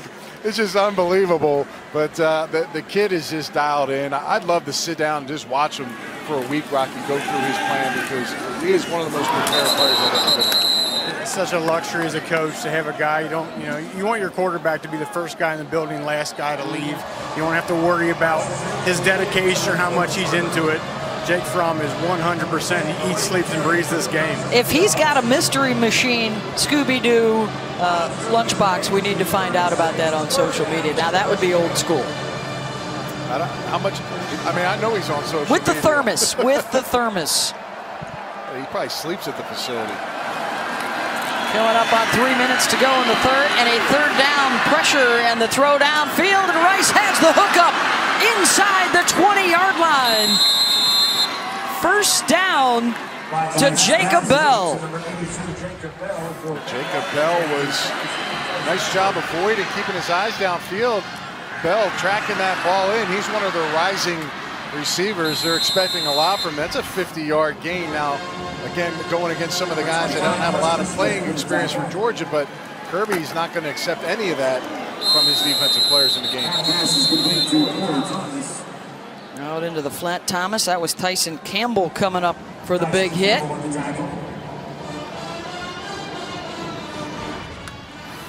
One thing about them is that they're playing hard. I mean, look, both sides, helmets are coming off. Mary State's putting some thump, but that's a corner right there, folks. Taking on that hit against a running back. Campbell, the sophomore out of Plantation, Florida. Rice. Another nice hit out of the secondary. That was Christopher Smith on Breon Sanchez, the converted basketball player.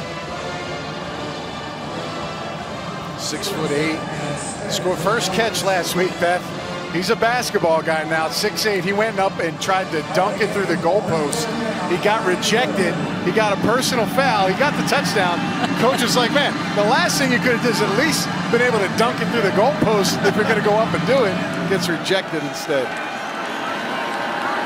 Third down.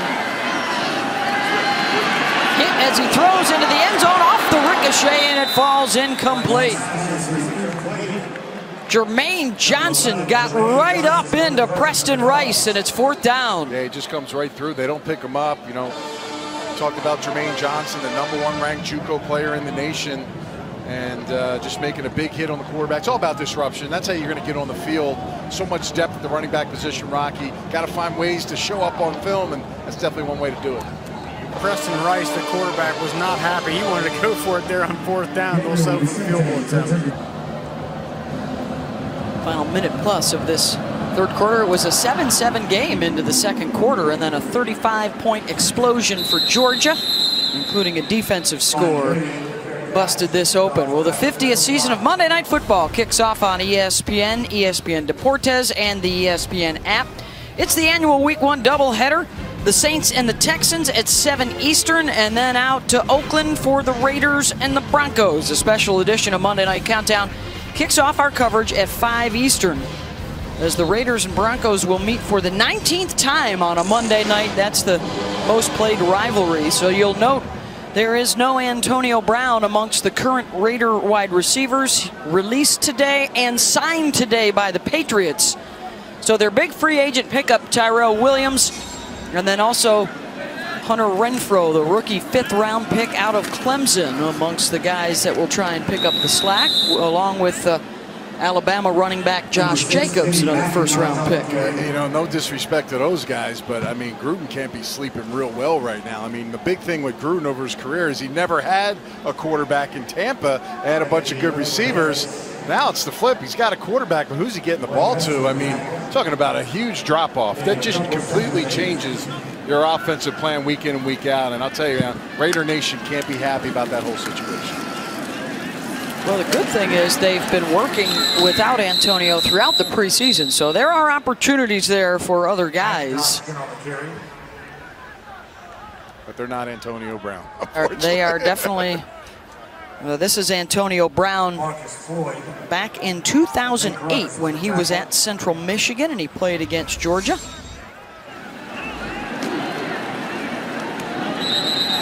Kenny McIntosh on the carry there.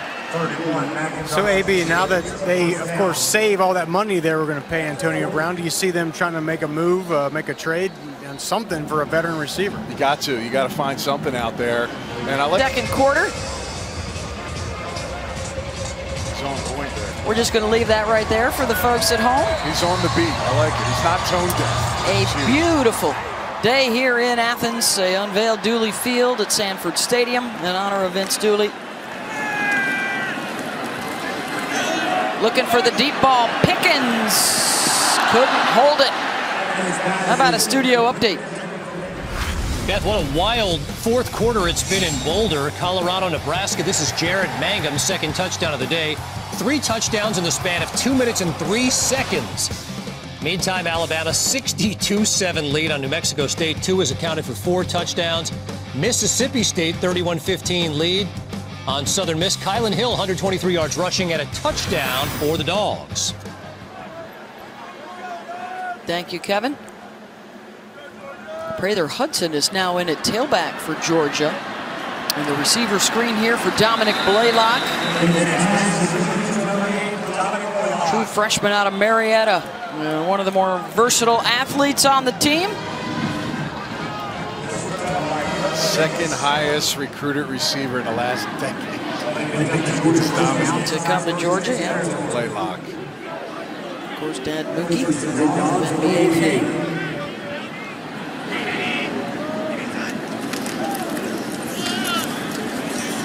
Bounce to the outside is Kenny McIntosh. Getting the first few carries of his career. Well, you're right. You know, Rocky, we talked about, you know, obviously today Murray State, they have Arkansas State, and then the big matchup setting up for Notre Dame. What you see from Notre Dame in the last game that they played? Well, two things. Early on, it looked like the linebackers had never seen a zone read before. I was upset about that. And then number two, the biggest thing, of course, is Ian Book. Of all the question marks on that team, offensive line, you know, secondary, they lose some guys. Ian Book was supposed to be the guy that there was no questions, nothing to worry about. And I still don't think that's the case, but he definitely struggled, did not look comfortable in that game last week. How about up front for Notre Dame? Do you see a little bit of a mismatch problem interiorly with the O-line of Georgia potentially against Notre Dame's defensive line? Maybe. I mean, Notre Dame's defensive ends, you know, Hayes and Okwara are two of the best in the country. They were both 10-sack guys last year, I believe. But the interior defensive tackle position, especially against these big boys going averaging 326 pounds for Georgia, that may be an issue. Irish are off this week. They'll play New Mexico next week at home and then come down here to face Georgia September 21st in prime time. Should be rocking here, I'd say. I would say, yeah. Notre Dame takes care of business before they get here, and Georgia the same. Big rushing advantage today for Kirby Smart's squad. 219-14. The rushing numbers today.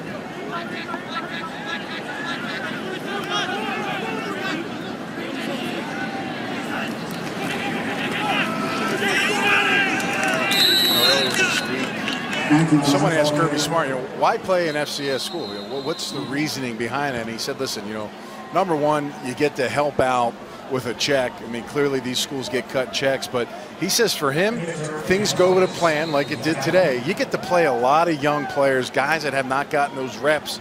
You know, with the new red shirt rule, you get 4 games now, so these guys can come in, play a big role in this football game, and they get to learn a little bit about them in a game situation. It's going to be interesting to see what happens with these schedules moving forward, and especially if I think we're getting closer to the 8-team playoff down the road here very shortly. We're going to want more points of data. We're going to want more head-to-heads, and I think the fans are going to want more my conference against your conference, and let's see who matches up better on a weekly basis. You know, we did a little research. On the average, the Power 5 schools will play one other Power 5 opponent in their non-conference. So that means they've got 2 or 3 games against Group of 5 or lower level FBS or FCS games on their schedule. And Nick Saban, for one, came out this summer and said, I think we need to start thinking about playing all Power 5 versus Power 5, or maybe give you 1 week early in the season to play against a school in your area or a rival in your state, something like that. I agree. I think they should play. And if you're going to play Group of 5 teams, let's get the ones that traditionally over the last maybe 5-year span, the UCFs, the Boise States, who all did very well in week 1.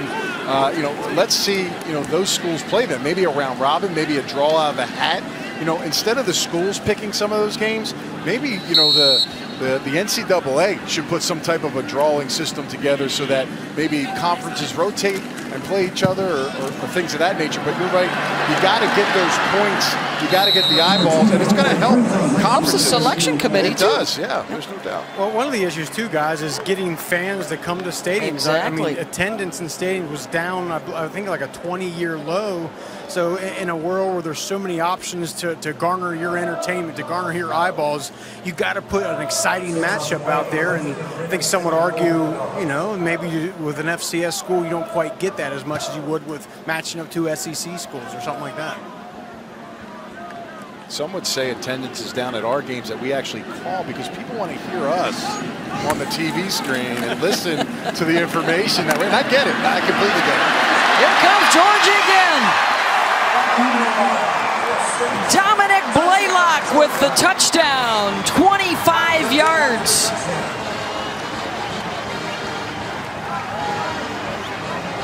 And another freshman finds the end zone for the first time for the Dogs. Perimeter blocking is spectacular for Georgia. I mean, everybody has bought in that this has to get done. receivers, tight ends, even the backups, Beth, are doing those things correct, and it's filtering down to the whole team. Result of the play is a touchdown.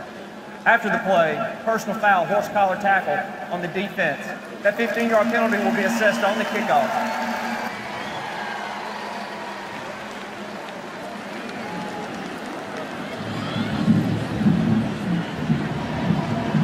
Blankenship on for the PAT after the 12-play, 75-yard touchdown drive. 5.5 minutes for Georgia. And Blaylock with his third catch, a 25-yarder for a score. Extra point is good. Extra point is good.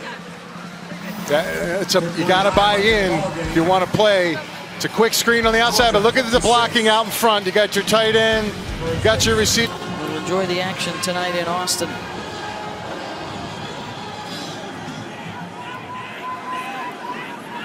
Brendan Bognar is in at quarterback now for Murray State. His first play, incomplete.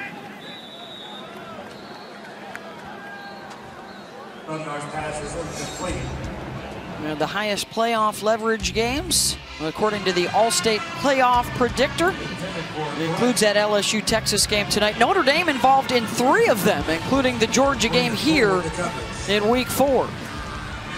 Those are the games that could have the biggest influence on the college football playoff. Who you got, Rocky? LSU or Texas? LSU defense. Too tough. You know, I agree. Ellinger's got to be sharp in this game, and you watch the tight coverage. I mean, they're not afraid to go man-to-man. I know they got Colin Johnson, the big 6'5" wide receiver for Texas, but he's not going to get the space, Beth, that he saw last week playing in that first game. So I'll tell you, we'll see. It's going to be rocking. It'll be a charged atmosphere. It's going to be nuts. They've been getting ready for 2 days from what we've been seeing. Preston Rice, by the way, 20 for 25 with a touchdown and over 200 yards before he departed. Bognar, the completion across the middle, going to be about a yard or 2 shy.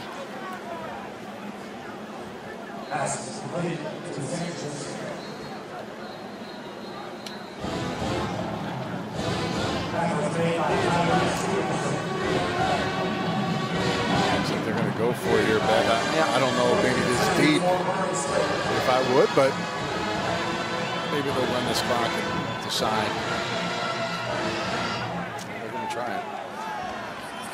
They were good last year, 6 of 14 times on 4th down. And they will snap it and try and run for it, and they will not get it. Terrific charge up front. Naturi Johnson. And a loss of 3, and the Dogs will take over on downs. Yeah, guys you normally not see get reps or getting a chance, and Johnson, a redshirt sophomore, 6'4", 320 pounds. It's a big play by him, pushing back the center and winning one-on-one. Georgia's defense, solid and swift. And the takedown for Johnson, and they'll take it over on downs. You asked for it, you got it. During the timeout, he was up on his feet again. Little Macarena for you from Dooley Field at Sanford Stadium. 1st and 10 for the Dogs after the 4th down stop. They are at the Racers' 30-yard line. And now they're a lot closer to the goal line. Shoved out of bounds at the 4 is Kenny McIntosh. Good speed by McIntosh. Bouncing it outside. Comes around, you'll see his left foot right there, step on the white line. Trying to hit that angle precisely. Just gets it on there.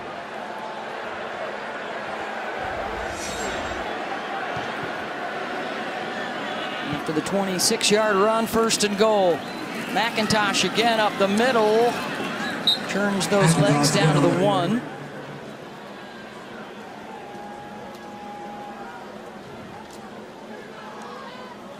some of these young offensive linemen, and for Georgia, you actually can see a significant difference in their size as well. I mean, they're big guys, but they look young, and then you look at, you know, Andrew Thomas and Kinley and Hill and Mays. I mean, there's a big difference. Heck, we didn't get to see Isaiah Wilson, who's in a walking boot for this game, the starting right tackle. He played 95% of the snaps last season, the most of any lineman. And, you know, he's out actually limping and around in this one, not able to play. Bennett avoids the rush, diving for the pylon. Still waiting for a word from the officials. And apparently he's in for the touchdown. The boy has there some it speed. is. Yeah. Listen, when you make that decision, just go for it. Looks like he's got that outstretched arm. We can see it here as it breaks the plane, the ball. He's easily inside the pylon there, and takes a little shot at the end, but good speed by him on that rollout.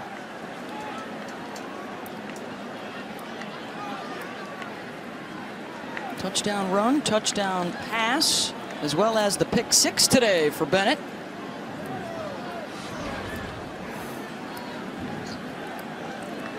And you see it. Ball crosses, hip hits pylon. That means he's inside. And it's a good run by him. Quick Touchdown. review as they do on all scoring plays. They check upstairs. All good. PAT good. Extra point is good. 63-17 Georgia. In that Nebraska game, pretty exciting stuff.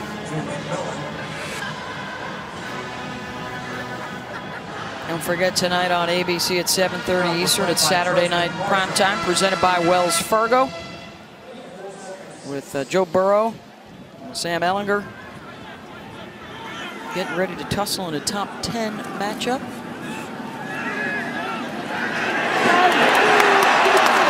Ball is out, and George is able to recover it. I think that hit the ground.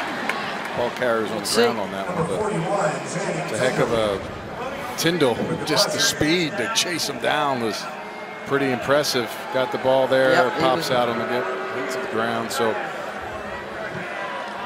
it's a lot of defensive speed for Georgia, and I can just imagine their practices, Beth. I mean, imagine the scout team defense, pretty good for Georgia as well, given the looks. You see his knees down, Knee down, elbow. yep. That's Michael Hires, the new quarterback, and the 6th sack for the Georgia defense. That one from Channing Tyndall. Nolan Smith had a couple of them today.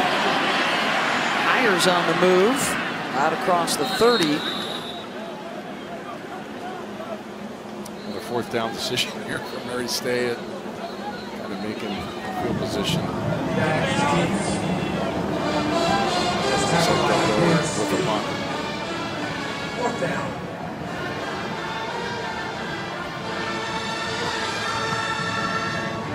I'll tell you, not much drop off, Beth, from calling plays defensively. Talked about Mel Tucker leaving, and you know, Dan Lanning's done a nice job so far early on the season, getting this defense to go out there and make some big plays, especially getting the quarterback, like you said, 6 sacks on the day.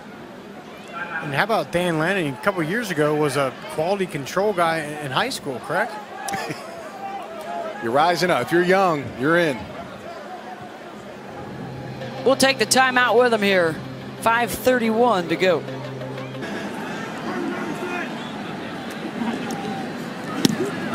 Punt here, Blaylock with the fair catch. And Georgia will have it at its own 27-yard line, a 40-yard punt. Yeah, go Dogs! Sick 'em! Come on now, go Dogs! So going to 2-0 for Georgia, and here's what's coming up. They'll stay at home next week with Arkansas State, and then September 21, Notre Dame coming to town. And then a road trip to Tennessee, and then 4 more in a row, including the cocktail party with Florida. South Carolina, Kentucky, and Mizzou will all come here. Another challenge November 16th on the road with Auburn. And they'll close out the regular season as they usually do out of the conference with Georgia Tech. Nathan Priestley is now the quarterback for the Dogs.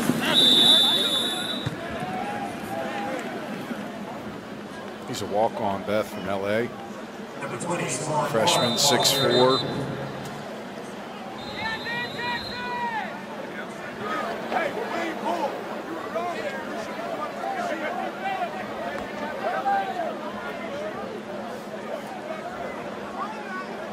Player down here for Murray Injured State. player here for the Racers.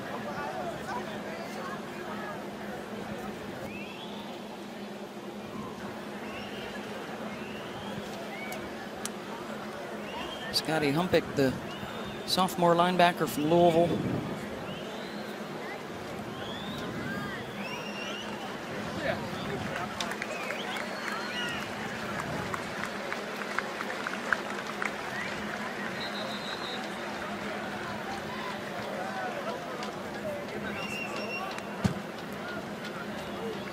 Racers will be at Toledo next week before diving into the OVC and conference play.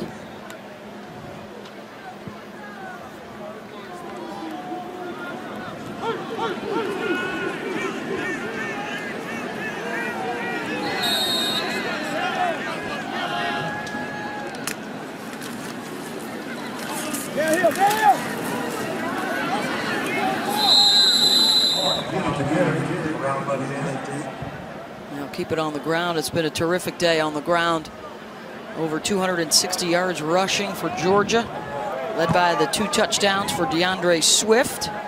Number 93, C.J. Barnes for the tackle. Samir White with 72 rushing yards to lead the way. Number 235. Savon Clark is now in at tailback. Picked up 7 on the last carry. He'll get another one here for the first down out across the 40.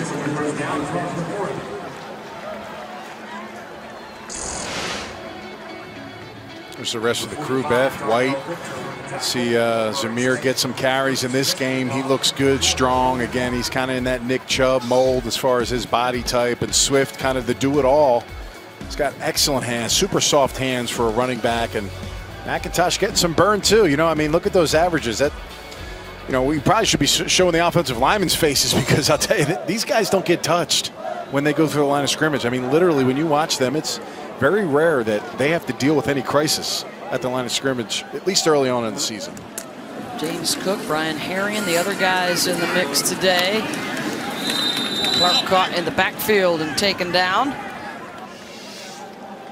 Approaching 3.5 to play. 7-7 game in the first quarter, and then the Georgia Bulldogs turned it on. Big play was the touchdown by their defense and a huge hit from Mark Webb to knock the ball loose. The scoop and score for J.R. Reed.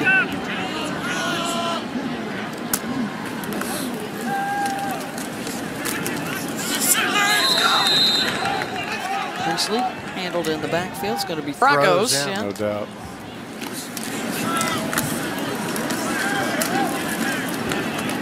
Noshawn Moreno's pictures in the hallway right outside our booth here. It is, yeah. Is this running back you lately? Is that kind of, do they have a fight for that? And Alabama's obviously put some backs out, but you know, Michelle with the Patriots and Chubb with the Browns. I mean, these guys are solid. I got to think Swift here. Yep. Well, we've been talking about how good the running backs have it behind that offensive line. How about how good Jake Camarda has it? This will be his 4th punt in 2 weeks. 2 last week at Vandy, 2 today. He'll be stretched out. Best job in America. Seriously. Free education. Oh, he boomed it high. And the fair catch at the 10. 48 yards on the kick from Jake, but down inside the 20 for him. Well, SportsCenter Saturday night comes your way tonight. After the Stanford USC game, Stan Verrett and Zubin Mehenti will have all the latest from New England and Oakland. Also reacts from Herbie on that LSU Texas game. And Serena in her quest for history today at the US Open. And a preview of Nadal in the final for the men tomorrow in New York.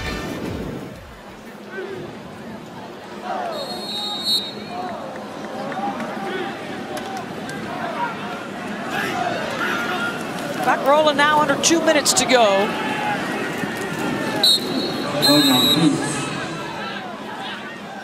Quarterback keeper.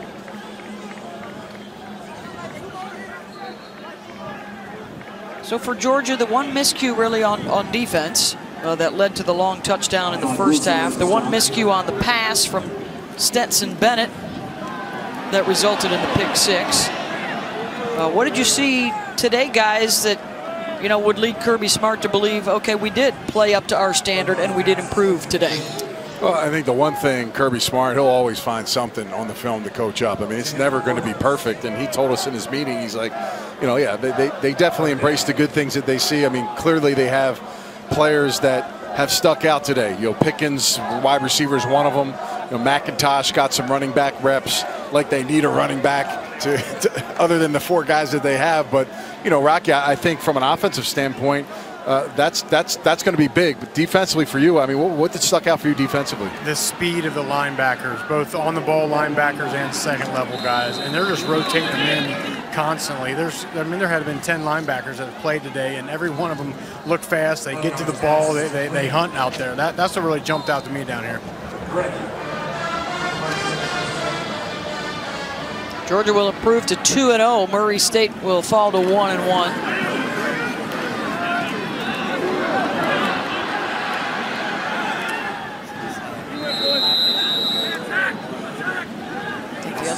For Georgia fans to keep an eye on, how long will Kearis Jackson, their wide receiver, be out? How long will Isaiah Wilson, the starting right tackle, be out with their injuries?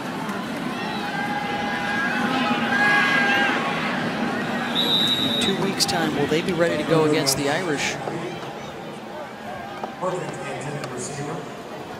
I can imagine they'll have a lot of one-on-one practices, this week. They did last week.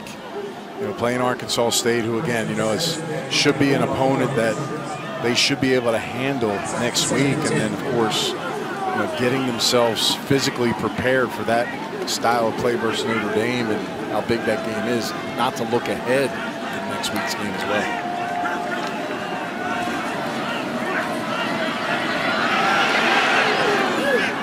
Heave downfield, and it is bobbled and intercepted. Picked off by Georgia. Latavius Brini off the deflection, and he's got it. One of those, look what I found. Ball, clearly quarterback gets hit, trying to get rid of it, just throws it up. Looks like the receiver is going to get it. Doesn't look, it pops right in his hands, deflecting off of number 34, Thomas. And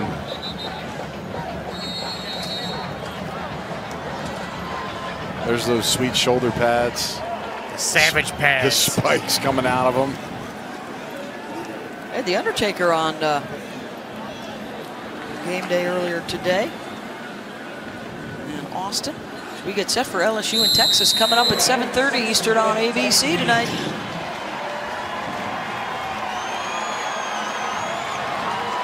And that'll do it. We've got Auburn-Tulane coming up next, as Georgia beats Murray State 63-17. The Dogs go to 2-0. And Jake Fromm and company with another good day. Jake going 10 for 11. He hit 8 straight, 166 yards and a touchdown. The run game churned out 269 on the ground. And the defense held